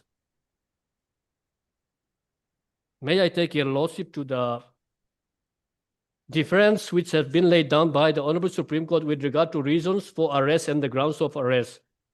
That would start from page 280, para 37. Which case? In this Prabir case. Okay. Paragraph 37. Yes, my lord. With your lordship permission. Yes. The interpretation given by the learned single judge that the grounds of arrest were conveyed to the accused in writing via the arrest memo. That is exactly the same thing which has been done in our case, my lord. Your lordship may. Read. Yes, my lord. Complete reading first. Yes, my lord. That the grounds of arrest were conveyed to the accused in writing via the arrest memo is unacceptable on the face of the record because the arrest memo does not indicate the grounds of arrest being incorporated in the said document. Column number 9 of the arrest memo, which is being reproduced herein below, simply sets out the reasons for arrest, which are formal in nature and can be generally attributed to any person arrested on accusation of an offense, whereas the grounds of arrest would be personal in nature and specific to the person arrested. And here at sub-para 9, reasons for arrest. What are the reasons for arrest and what could be the reasons for arrest? At sub-para A, prevent the accused person from committing any further offense. At B, for proper investigation of the offense. At C, to prevent the accused person from causing the evidence of the offense to disappear or tampering with such evidence in any manner. D, to prevent such person from making any inducement, threat, or promise to any person acquainted with the facts of the case so as to dissuade him from disclosing such facts to the court or to the police officer, as unless such person is arrested, his presence in the court whenever required cannot be ensured. Now, if your lordship may permit me to come back to page 59 of my bail petition. Yes. Here there is a computer type format which mentions that the accused, after being informed of the grounds of arrest, now there are no other documents showing that the grounds of arrest was communicated in writing. As we can see from para 37 of the Prabir judgment, this kind of information stating that grounds of arrest was communicated to the applicant was deprecated by the Honorable Supreme Court, my lord. Now, before I conclude my submission, my lord, if your lordship may kindly come to page 48, paragraph 48 of page 282 of this Prabir judgment, my lord. Paragraph 48 of page 282. Yes. With your lordship permission, I'll read this. What is the difference between reasons for arrest and the grounds of arrest? It may be reiterated at the cost of repetition that there is a significant difference in the phrase reasons for arrest and grounds of arrest. The reasons for arrest, as indicated in the arrest memo, are purely formal parameters to prevent the accused person from committing any further offense, for proper investigation of the offense, to prevent the accused person from causing the evidence of the accused of the offense to disappear or tampering with such evidence in any manner, to prevent the arrested person from making inducement, threat, or promise to any person acquainted with the facts of the case so as to dissuade him from disclosing such facts to the court or to the investigating officer. These reasons would commonly apply to any person arrested on charge of a crime, whereas the grounds of arrest would be required to contain all such details in hand of the investigating officer which necessitated the arrest of the accused. Simultaneously, the grounds of arrest in form in writing must convey to the arrested accused all basic facts on which he was being arrested so as to provide him an opportunity of defending himself against custodial remand and to seek bail. Thus, the grounds of arrest would invariably be personal to the accused and cannot be equated with the reasons of arrest, which are general in nature. Paragraph 49, page 283. From the detailed analysis made above, there is no hesitation in the mind of the court to reach to the conclusion that a copy of the remand application in the purported exercise of the communication of the grounds of arrest in writing was not provided to the appellant accused or his counsel before passing of the order of remand dated 4/10/2023, which vitiate the arrest and the subsequent remand of the applicant. Now, as per the judgment of this Honorable Supreme Court, the subsequent remand of the appellant would also be vitiated because the prosecution has failed in its duty to comply with the constitutional requirement, the mandatory requirement under Article 22 Clause 1 of the Constitution of India. It is my humble prayer, and I beseech this honorable court, that due to the non-compliance of the mandatory provisions of Article 22(1), which is sacrosanct, the present applicant may be released on bail, even though the case is at its fact end. And if your lordship may permit me that after my learned friend for the state has made her submission, I'll be given time to give a reply, my lord.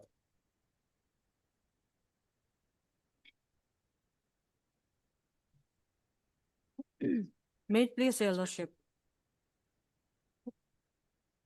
Yes, Your Lordship. With regard to violation of Article 22, subclause 1 of the Constitution, Your Lordship, what I would like to mention here is that, as already mentioned by the counsel for the applicant,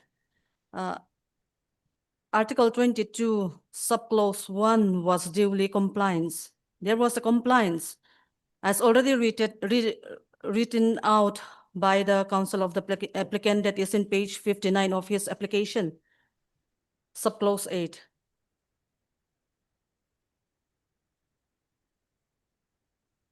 The accused, after being informed of the grounds of arrest and his legal rights. So it is clearly stated that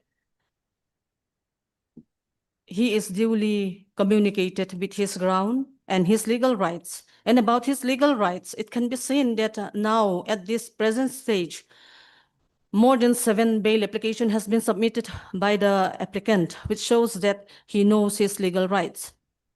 And as the different Supreme Court citation which the appellant has relied on, the Honorable Supreme Court stated that where there is a violation of Article 22, 1 is clearly established, the arrestant's vitiated.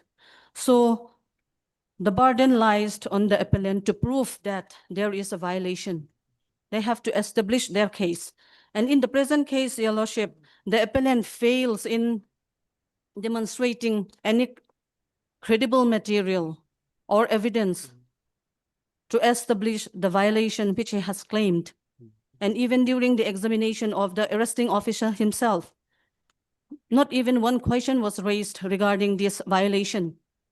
No question has been asked to him whether he complies with Article 22(1) of the Constitution. So, Your Lordship, in the present case, there is a compliance of Article 22(1) and there is no violation. And Article 22(1) of the Constitution provides safeguards, not a ticket to automatic release. So, Your Lordship, in this regard, with the grounds which the appellant has pressed this bail, my humble submission is to reject this bail application at this stage. And regarding the stage of the trial, now the trial is almost concluded. Now it is on the evidence. So the delay of the prosecution trial is not due to the prosecution side.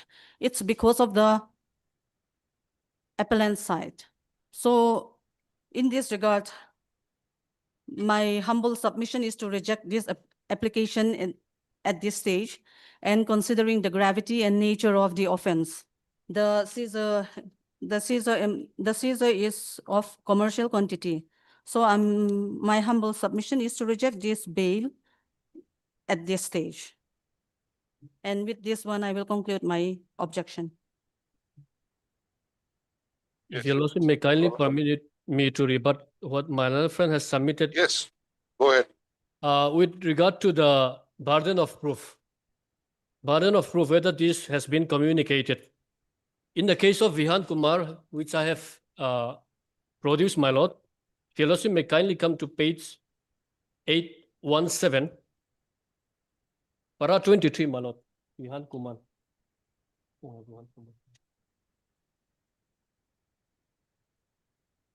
In the Vihan Kumar case, the burden of proof of compliance of Article 22(1) is always on the police, my lord.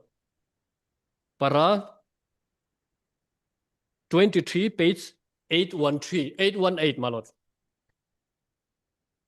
Has Your Lordship got it? Page? Yes, you've already read it Yes. earlier also. Yes, my lord.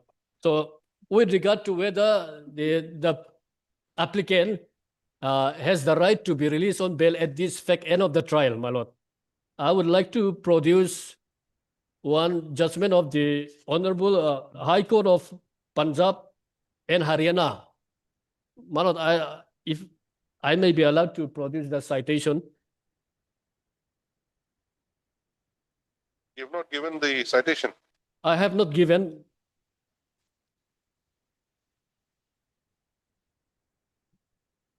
Yes, read. What does it say? Punjab and Haryana. My lord. Yes, my lord. The case is Harjinder Singh alias Ras alias Rajinder Singh in CRM M number 62189 of 2024. The date of the decision is 16/7/2025, my lord. Now I'll come to para 6. I'll read this, my lord, with your lordship permission. If I may not be tedious to your lordship, I have taken lots of time now. Para 6, the petitioner was arrested on 12/7/2022 and is in continuous custody till date. Challan was presented in the case on 4/10/2022, wherein 9 prosecution witnesses have been cited, out of which 8 have been examined. It is not in dispute that only one prosecution witness, namely the government doctor, is to be examined at the instance of the prosecution. As the prosecution evidence near its fact end, the very premise for the continued incarceration of the petitioner is significantly attenuated. The apprehension of the petitioner influencing or tampering with the prosecution witnesses, a common ground for denial of bail, is rendered largely moot in such circumstances. As the venerable legal maxim goes, when the reason for the law ceases, the law itself ceases, duly encapsulated within its ambit. the factual milieu of the instant case. The primary rationale for pretrial detention securing the integrity of the prosecution case and ensuring the accused's presence at trial is substantially diminished when the evidentiary phase of the prosecution is virtually complete. Furthermore, it is a cardinal principle of criminal jurisprudence that the right to a fair trial is paramount and indispensable facet of which the accused opportunity to present a robust defense. Although the right to lead by an accused is regulated by Section 233 CRPC, nonetheless, it is one of the most valuable rights. A criminal trial is not a one-sided affair. It embodies the adversarial system where both the prosecution and the defense must be afforded an equal, if not greater, opportunity to substantiate their respective cases. To effectively exercise this inalienable right to lead defense evidence, the physical liberty of the accused is often an essential factor.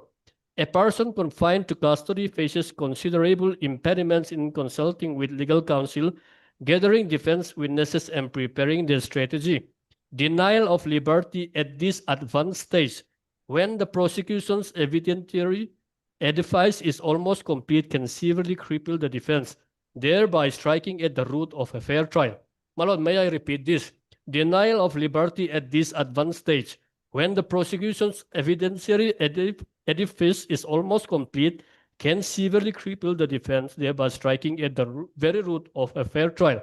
Now, for a fair trial to continue, my lord, the applicant has to be released on bail because violation of Article 22(1) can be raised at any stage, and the benefit of that cannot be denied when the trial is at its fact end, my lord.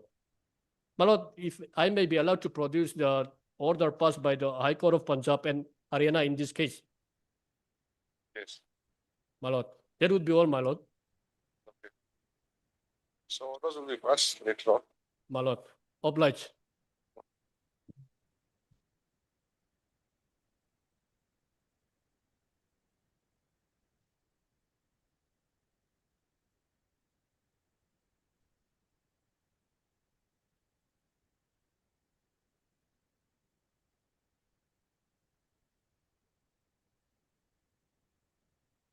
Item number 1.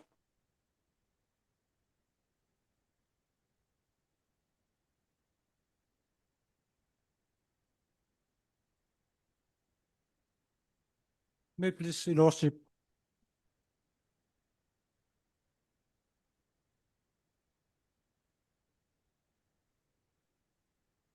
Yes.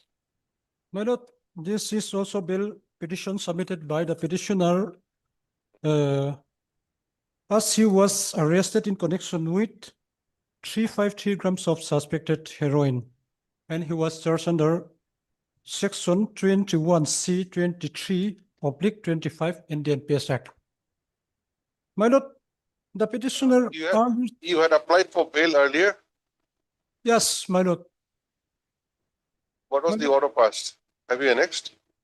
My lord, I apologize for not enclosing the bail application, the previous bail application, because bail order, because my clients, relative of the accused persons, informed me that they did not submitted earlier bail petition before the High Court.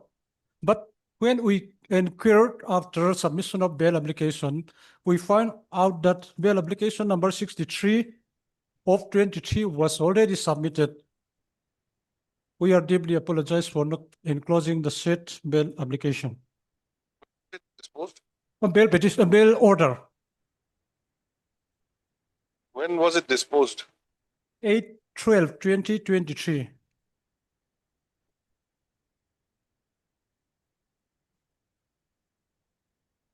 So this is the second time.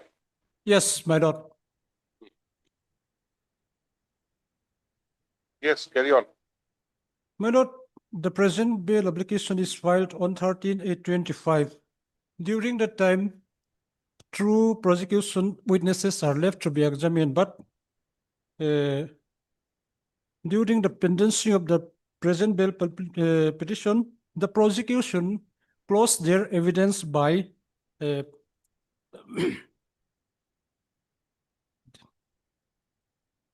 the prosecution closed their evidence by dropping the remaining prosecution witness, PW number 5. And thereafter, the accused was also, the petitioner was also examined under 313 on 8 September. 8 September 2025. And presently, it is at the stage of the defense evidence.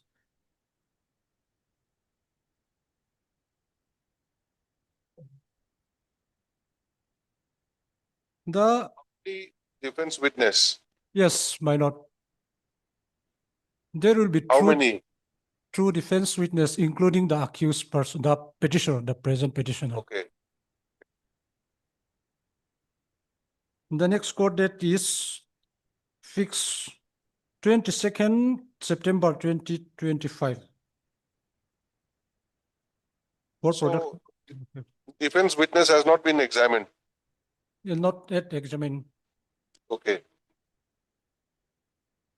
My lord, the grounds for submission of the present bill application is number 1, there is non-compliance of Section 50 of NDPS Act at the time of seizure of 40 grams of heroin, suspected heroin from the alleged possession of the petitioner. My lord, may please may I take you through page number 231. The retyped copy is at page 22.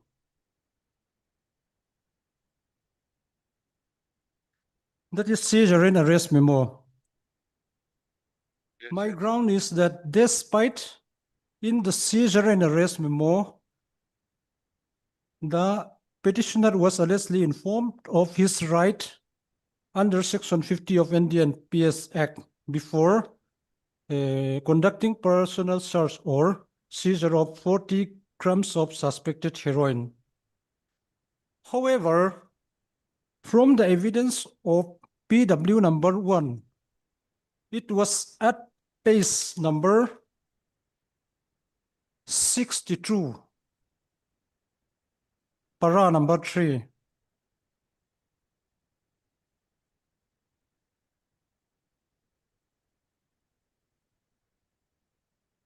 May I read your worship? 62. 62, page number 62. Para number 3, cross-examination by Lani Council for accused Hang Alien. Para 3, it is a fact that before I arrest the accused Hang Aliana on 26/3/2023 at 2:10 p.m. at Zargot, I have not informed him in writing as to whether he want to be checked before the magistrate or gazette officer before arrest. This clearly shows that the mandatory provision of Section 50 was not complied with, as he was not communicate into writing whether he want to be searched before the gazette officer or magistrate. That is my first point. That is relating to seizure of 40 grams of suspected heroin.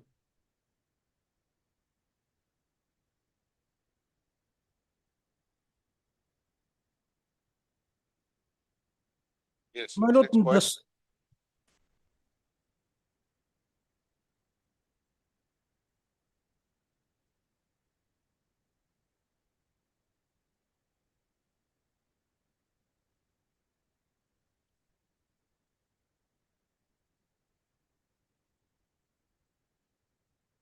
Please carry on. my lord, my second point is that there is non-compliance of section. There is a violation of mandatory provision of Section 42 of NDPS Act in the present case.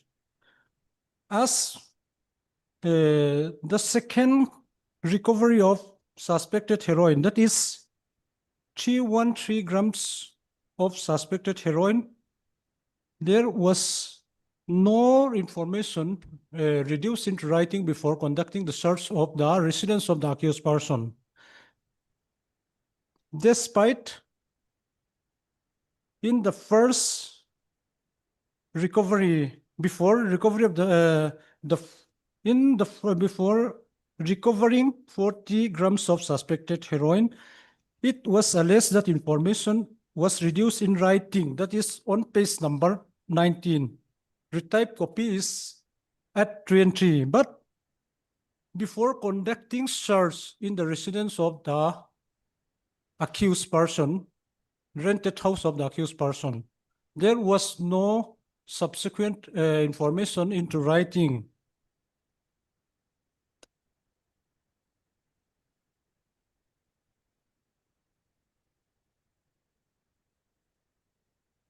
Yes. Therefore, there is a clear violation of Section 42 of NDPS Act. Besides, in the cross-examination of Just a minute. The applicant was not informed about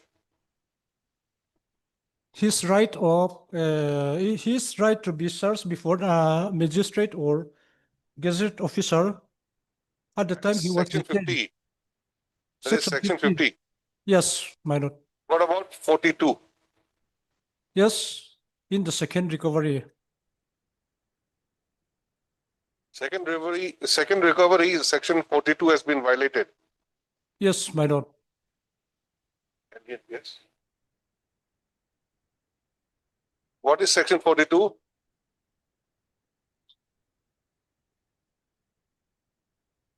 My lord, may I read? Yes, Any read.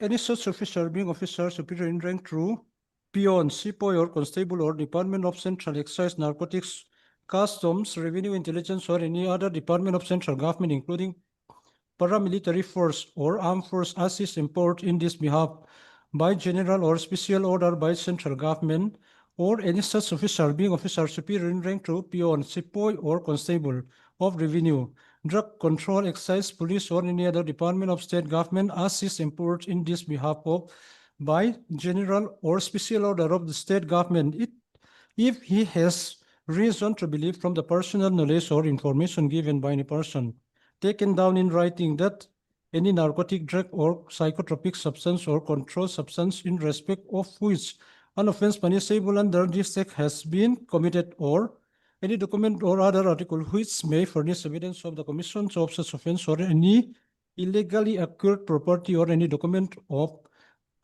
or other article which may furnish evidence of holding any illegally acquired property which is liable for seizure of freezing or forfeiture under Chapter 5A of this Act is kept or concealed in any building, conveyance, or enclosed place may between sunrise and sunset enter into and search any such building, conveyance, or place. In case of resistance, break open any door or remove any obstacle through such entry. Seize such drug or substance and all materials used in the manufacture thereof, and any other article in any animal or conveyance which he has reason to believe to be liable to confiscation under this.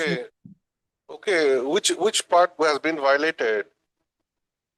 My lord, in the there was no information reduced after seizing 40 grams of suspected heroin before conducting search inside the residence of the accused and without any authorization or search warrant from the competent authority.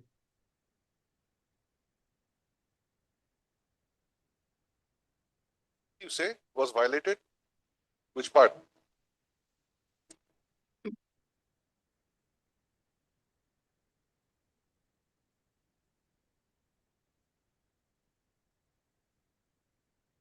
My lord, Yes, Mrs. Tanpuya, tell me which part has been violated? Section 43. It's a lengthy one. Power of entry, search, seizure, and arrest. there was no search warrant or information in writing before entering the residence, the rented house of the petitioner in the second seizure. Is it required? Is it required? My lord, it may require. It What is, time was the entry? What time was the entry? the entry is at 3:50. At around 3:50. In the afternoon? Yes, my lord. Here it says between sunrise and sunset. Yes, my lord.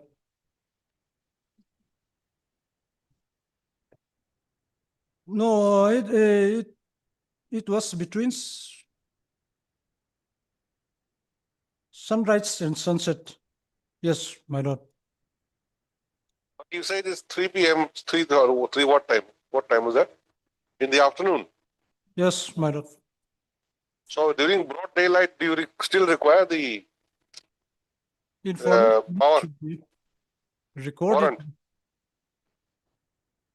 Hmm?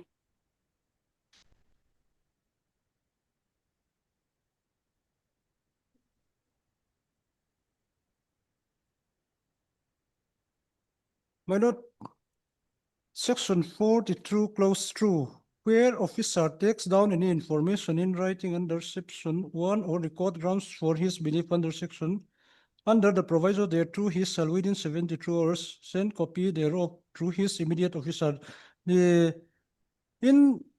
Before conducting search in the residence of the petitioner, it is required to record information in writing. But in the present case, before conducting the search of the residence of the rented house of the petitioner, no information was reduced into writing.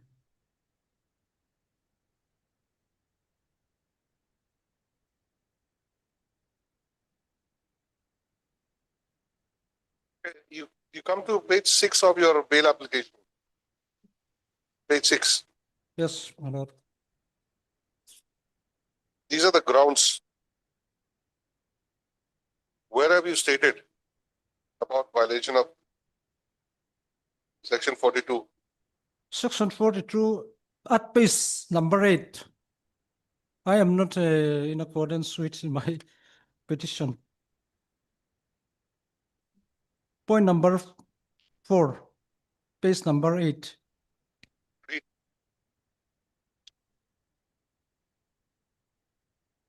Please read.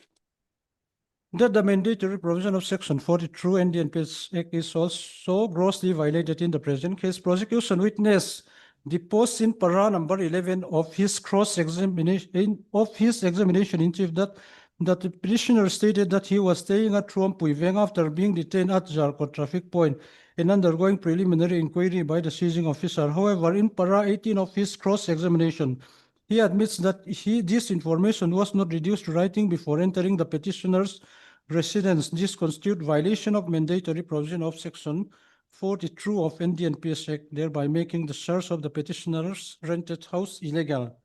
And hence, this violation may be considered as a ground for releasing the petitioner on bail.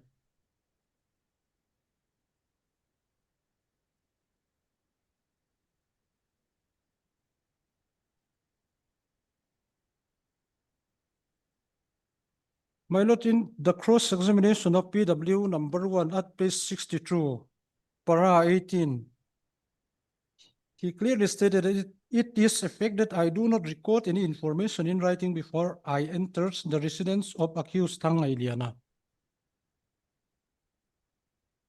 Saying that? Excuse me. From where are you reading? My lord, page 62, cross-examination of PW 62. number 1, page 18, para 18. I am reading page Okay, 62. okay. Okay, this you have read earlier also, isn't it?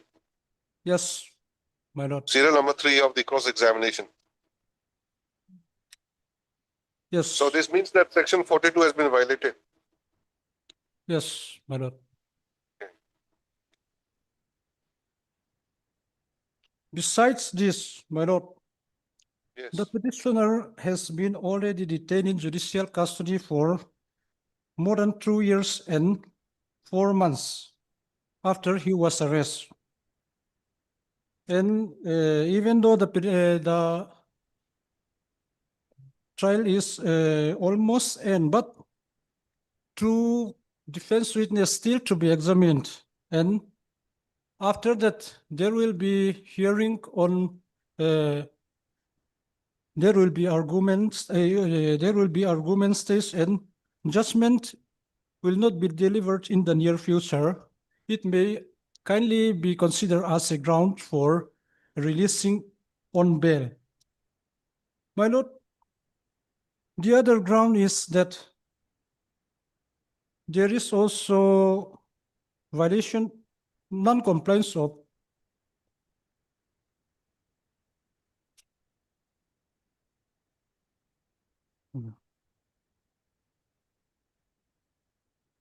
the requirement of section 51 CRPC in the present case. That is section 47 of BNSS. While arresting the petitioner, the grounds of arrest or particulars of offense which he was charged with was not furnished or communicated to him in writing. Therefore, there is a clear violation of Article 22(1) of the Constitution. That is your ground number 5, is it? Yes, grounds of arrest. Okay. Anything else? No, my lord. Yeah. I would place my authority. Yes, do that. What are those? Number 1 is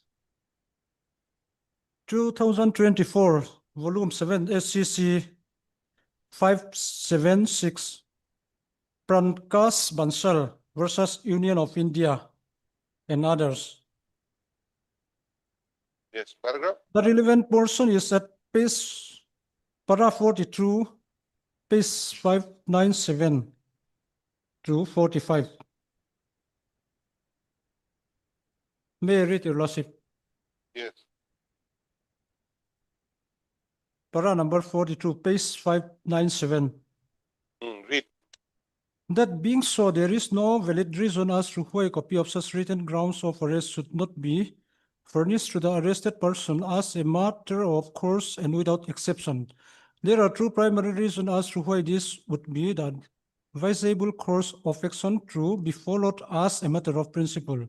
Firstly, in the event such grounds of arrest are orally read out to the arrested person or read by such person with nothing further, and this fact is disputed in a given case, it may boil down to the word of the arrested person against the word of the authorized person as to whether or not there is a due and proper compliance in this regard. In the case on hand, that is the situation insofar as Bansal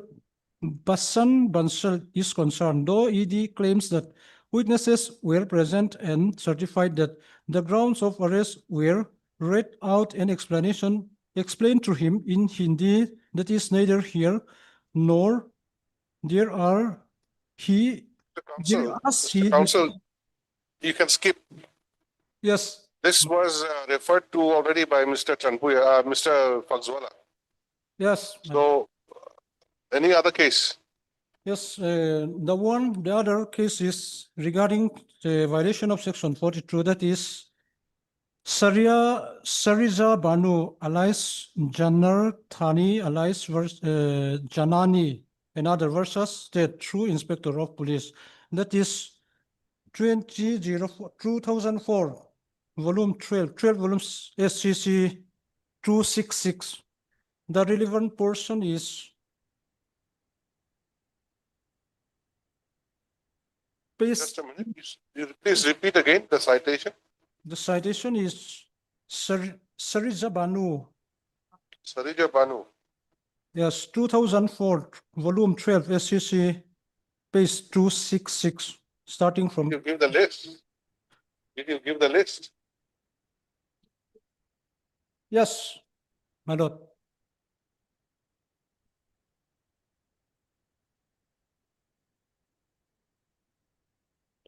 In para number 7, that is page 268, it is pertinent to note Just a that minute.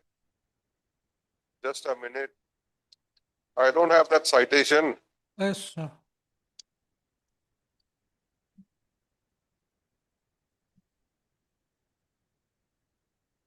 You please repeat again the citation. the citation is Sarija Banu alias Janar Thani alias Janani and others versus State True Inspector of Police. Name of the party. What is the citation? Reported in which journal? 2004 12 CC SCC 266 2004. volume 12 12 26 SCC SCC 266 266. Paragraph. para 7 relevant portion is para 7. Okay, please read now. It is pertinent to note that in bail application of the appellants, it was alleged that there was serious violation of Section 42 in the NPS Act. In the impugned order, nothing is stated about the alleged violation of Section 42, and it is observed that it was not necessary to consider such violation at this stage. The compliance with Section 42 is mandatory, and that is relevant fact which should have engaged the attention of the court while considering bail application. In support of my submission regarding violation of Section 42. This is regarding 42, correct. Anything else? No, my lord. Okay. PP. May it please, Your Lordship. Yeah. Yes, Your Lordship. In the present case, the seizure happens two occasions. The first occasion occurred on 23rd March 2023 at around 2:10 p.m. And in that seizure, 40 grams of heroin was seized. And first, I will make my submission regarding the seizure of 40 grams of heroin. Your Lordship, in this regard, in this seizure of 40 grams, there is no body search. The appellant was not searched. The appellant himself took out the contraband heroin which he kept in his pocket and handed over to the seizing officer in the presence of two civilian witnesses. In this regard, Your Lordship, I would like to take you to page number 39 of the bail application, 39.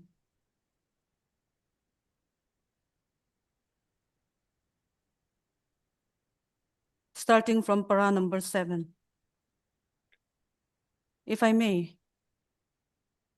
39. Page 39 you said. Page 39. 39 is in vernacular. No, Your Lordship. In my application, it's translated. Statement. Whose statement is it? 49. Your Lordship, Statement of? the application which I have received is not the same with the one that I have submitted in the court. So in my application, the application which I have received, the page number is 39. That is the examination of SIC Lalbiak Luanga, the seizing officer and the arresting officer. Just a minute. That is not the case. My case. In my copy. I believe this is not similar. The one which I received.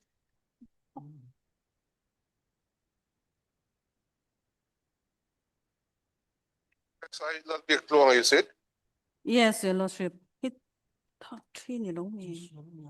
59, page 59. On page 59, Your Lordship, this is not clear at all, the one which I have received. Page 59. Yes, correct. I got it. Yes, from para 7, Your Lordship, if I may read out. Hmm. On reaching the PO, we park on the roadside and our suspect Thanga, who turns out to be accused Thang Ngai Lian, boarded on our vehicle to meet our decoy customer, and we apprehended him. I arranged civilian witnesses, and in presence of them, I asked accused Thang Ngai Lian to produce any contraband drugs if he possessed. He took out a black polythene from his wearing jacket, and from the polythene, he took out 3 soap cases, blue color, containing heroin, which I seized the same from his possession. So, Your Lordship, it is very clear that there is no body search, and there is no violation of Section 50 CRPS, NDPS Act, Your Lordship. And the seizure occurred in the marketplace, that is Zarkot, near traffic point.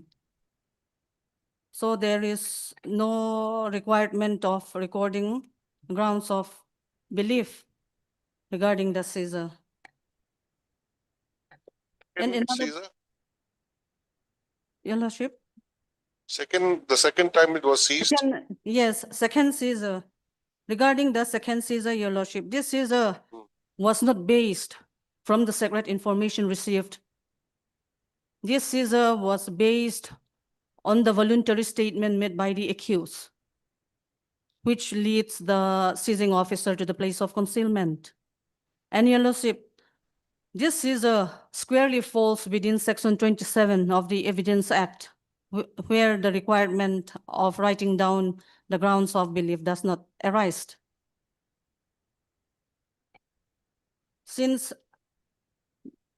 the disclosure statement under Section 27, there is a seizure, and the seizing officer seized the remaining seizure based on the voluntary statement of the accused.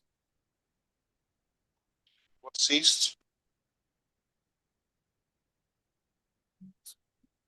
Your Lordship, I'm sorry, I cannot hear you properly. How much was recovered on the second time? The recovery was, First time it was 40 grams. 40 grams. And the Second one? And the second one is 313 grams, 313 grams of heroin kept in Okay, 24 313. soft cases.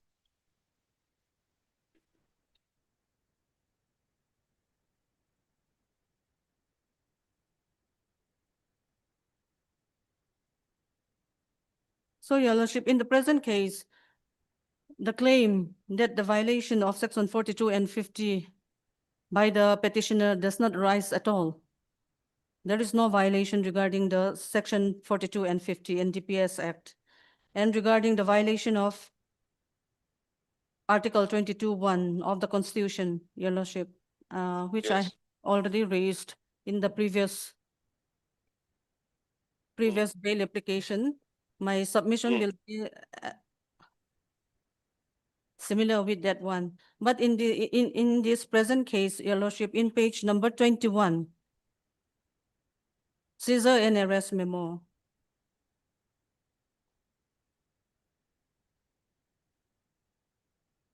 Here at the bottom of the page, the accused had put his signature, confirming that there was a compliance of Article 22, subclause 1 of the Constitution, Your Lordship. This is Caesar and arrest memo. Yes, Your Lordship. What does it say? Can you read? Yes, Your Lordship.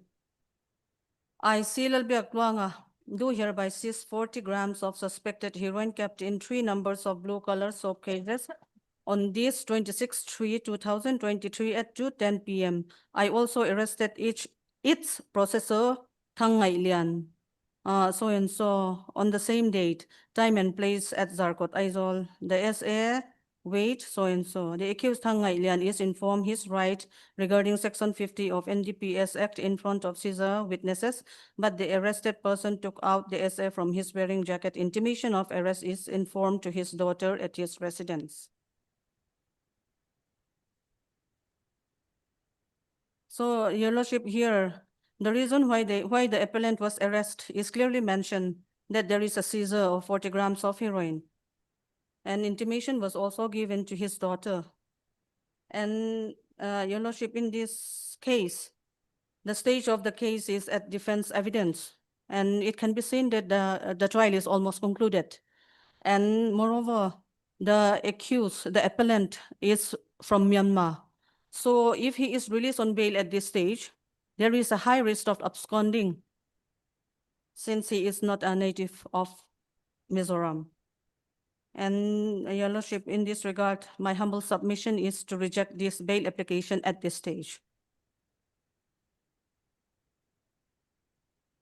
My lord, I Yes. want to add one thing. The petitioner Yes. is having two minor children who were living at Truong Pui Veng. As his wife is died, his wife already died in the year 2022. They were coming to Mizoram and living here for more than 5 years. And besides this, regarding seizure and arrest, that is on page number 24, 22, retype copy. Despite the seizing official recorded that the petitioner was informed of his right under section 50, but in his evidence at page number 62, 60, he did not mention in his examination in chief that he complied with section 50, but he only asked the accused person to take out if he possessed something, heroin. This does not mean that he complied with section 50 or he was informed of his right under section 50 and the NDPS Act. That's all I would like to add in my submission.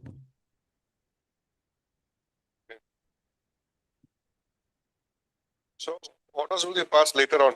Okay. Both matters are disposed. Obliged.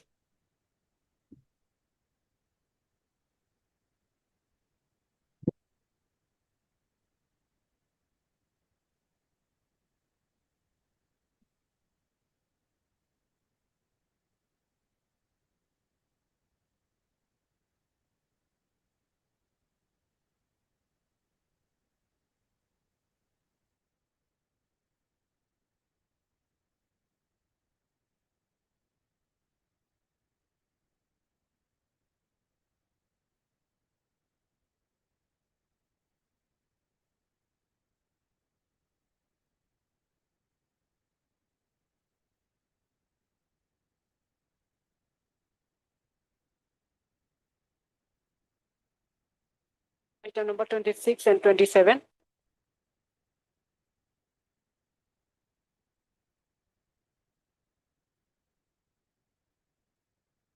This is Your Lordship. In 26, we have not received the reply.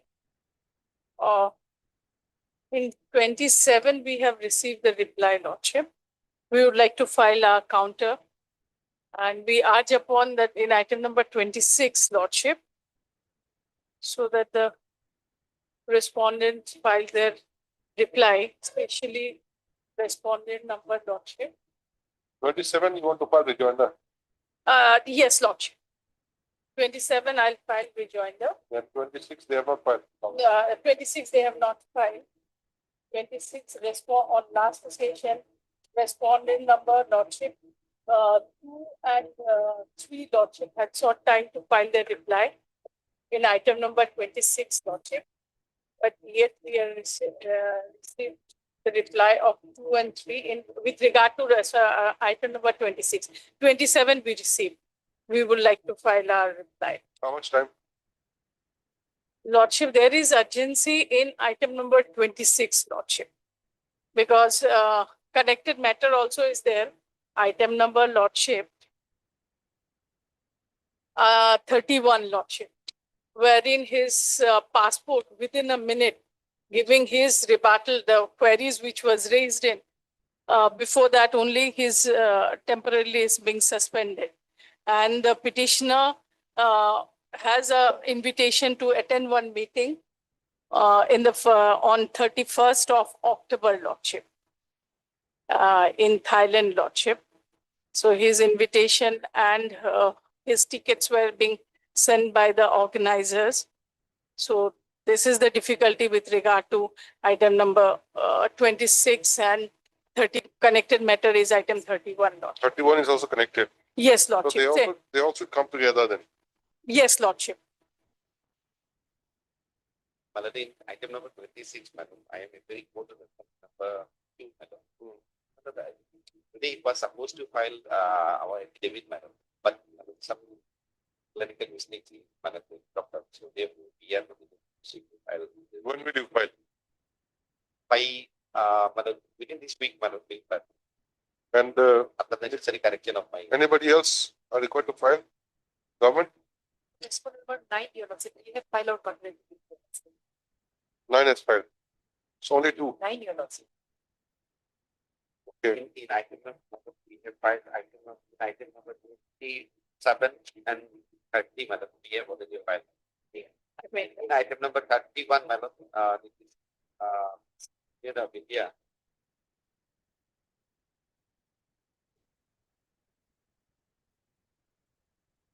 So when do we list the matter then?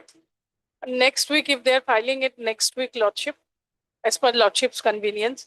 But madam, in item number 31 will be difficult to file next week. Because it's connected matter. Main case is item 26. And the outcome of that case is item 27, 31, Lordship. Main case is item 26, Lordship. Item 26, please write down. All these are together with 27. Parties are represented by the respective councils. Stop. Mr. M. Kato, Lanet, DSGI. No, madam, here I am. Okay. We have, madam, respondent number. Mr. M. Kato, Lanet, counsel for respondent number 2 submits that he will be filing the counter affidavit of respondent number 2 within course of this week. Stop. Ms. D. Ghosh, Lanet, counsel for the petitioner. Petitioners submits that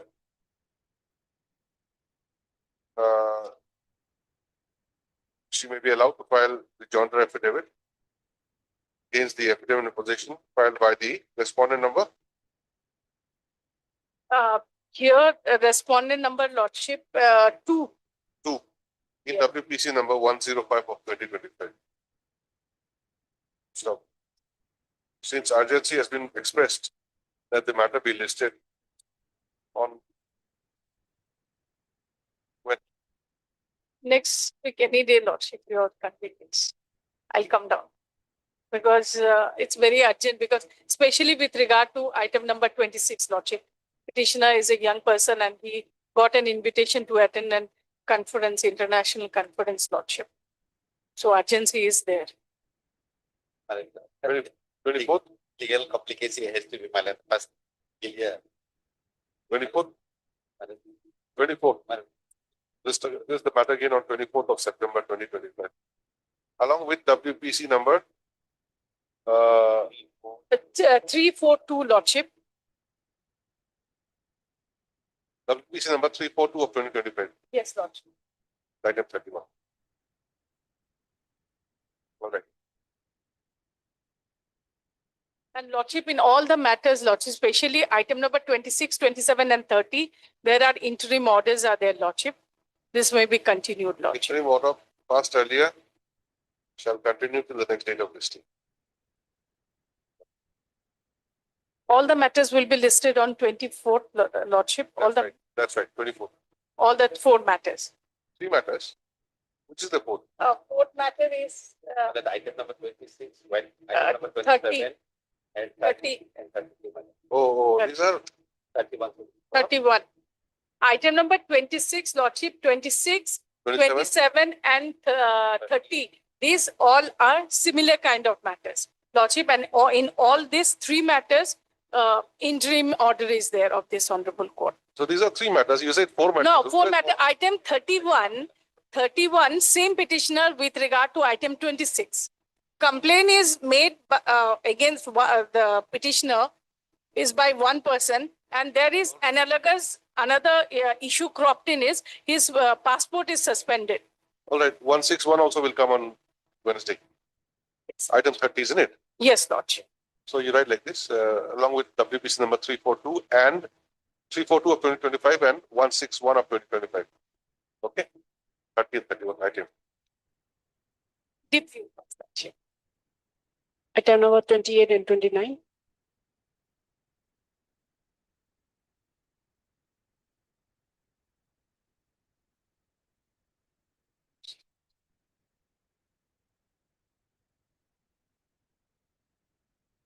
Yes.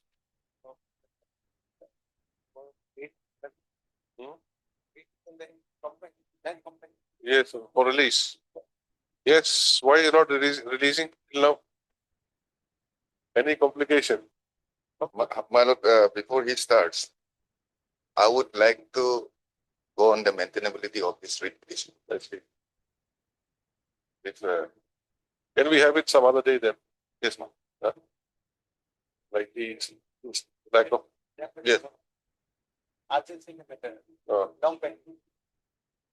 Okay, Wednesday? Wednesday. This is matter on Wednesday. That is 17th of September. That's paid for. Okay. Item number 35. This is part heard. Oh, that, Yes, that madam. matter. Yes, madam. Yes. Properly, we have like, With IDPPN. ITPP. yes, madam. NDPS, madam. Removal of the petitioner from service, service. You have the records? Yes, madam. Have you marked it? Yes, madam. Okay, show me.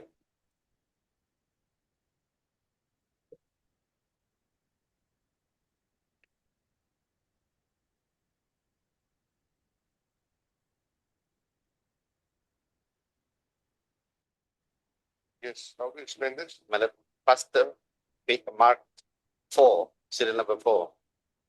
Is the madam initiation, madam. Type copy is just annexed here.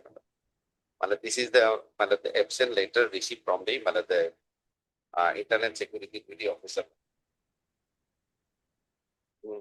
This way, madam, it was initiated, and madam the board proceeding was held.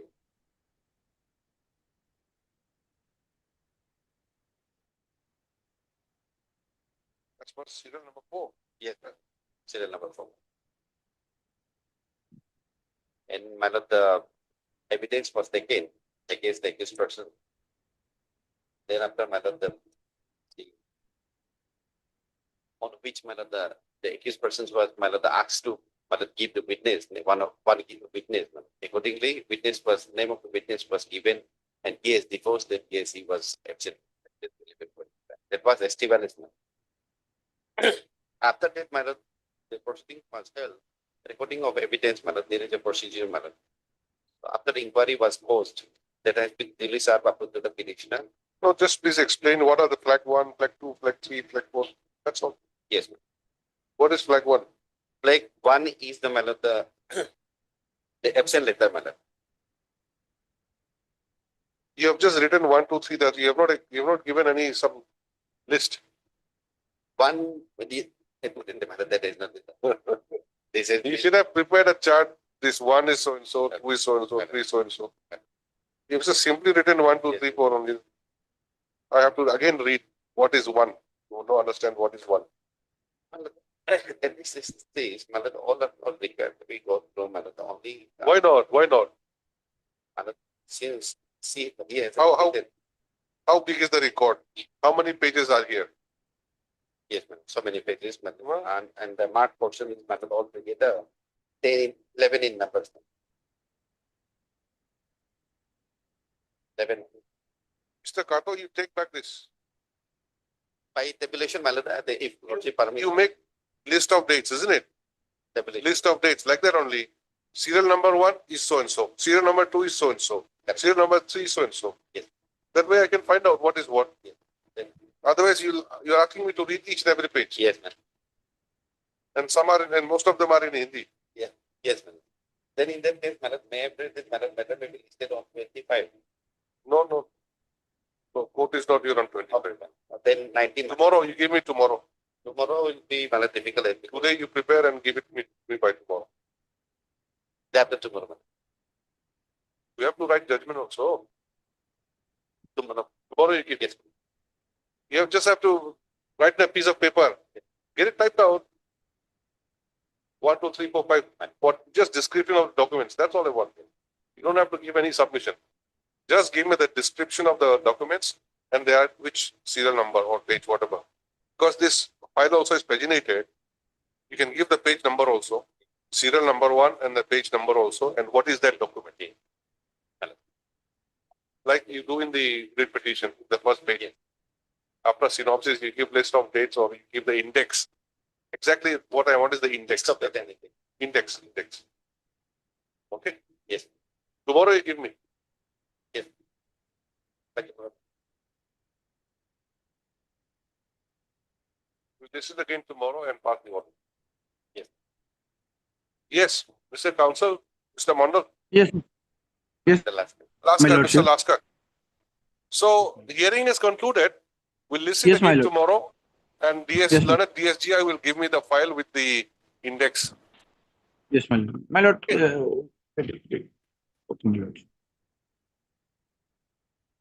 My name is also reflected on the cause list, my lordship. It has not Yes. reflected. SB Laskar, my lordship. HA, No, SB Laskar, my lordship. Not SB. cause, my lord. SB. Okay, this is the matter again tomorrow. As part her. Name of Mr. SB Laskar, Learned Counsel for the petitioner. He also reflected. Stop. Mr. M. Kato, Learned DSGI shall prepare the index of the record he is supposed to submit and hand over the same to the court for perusal.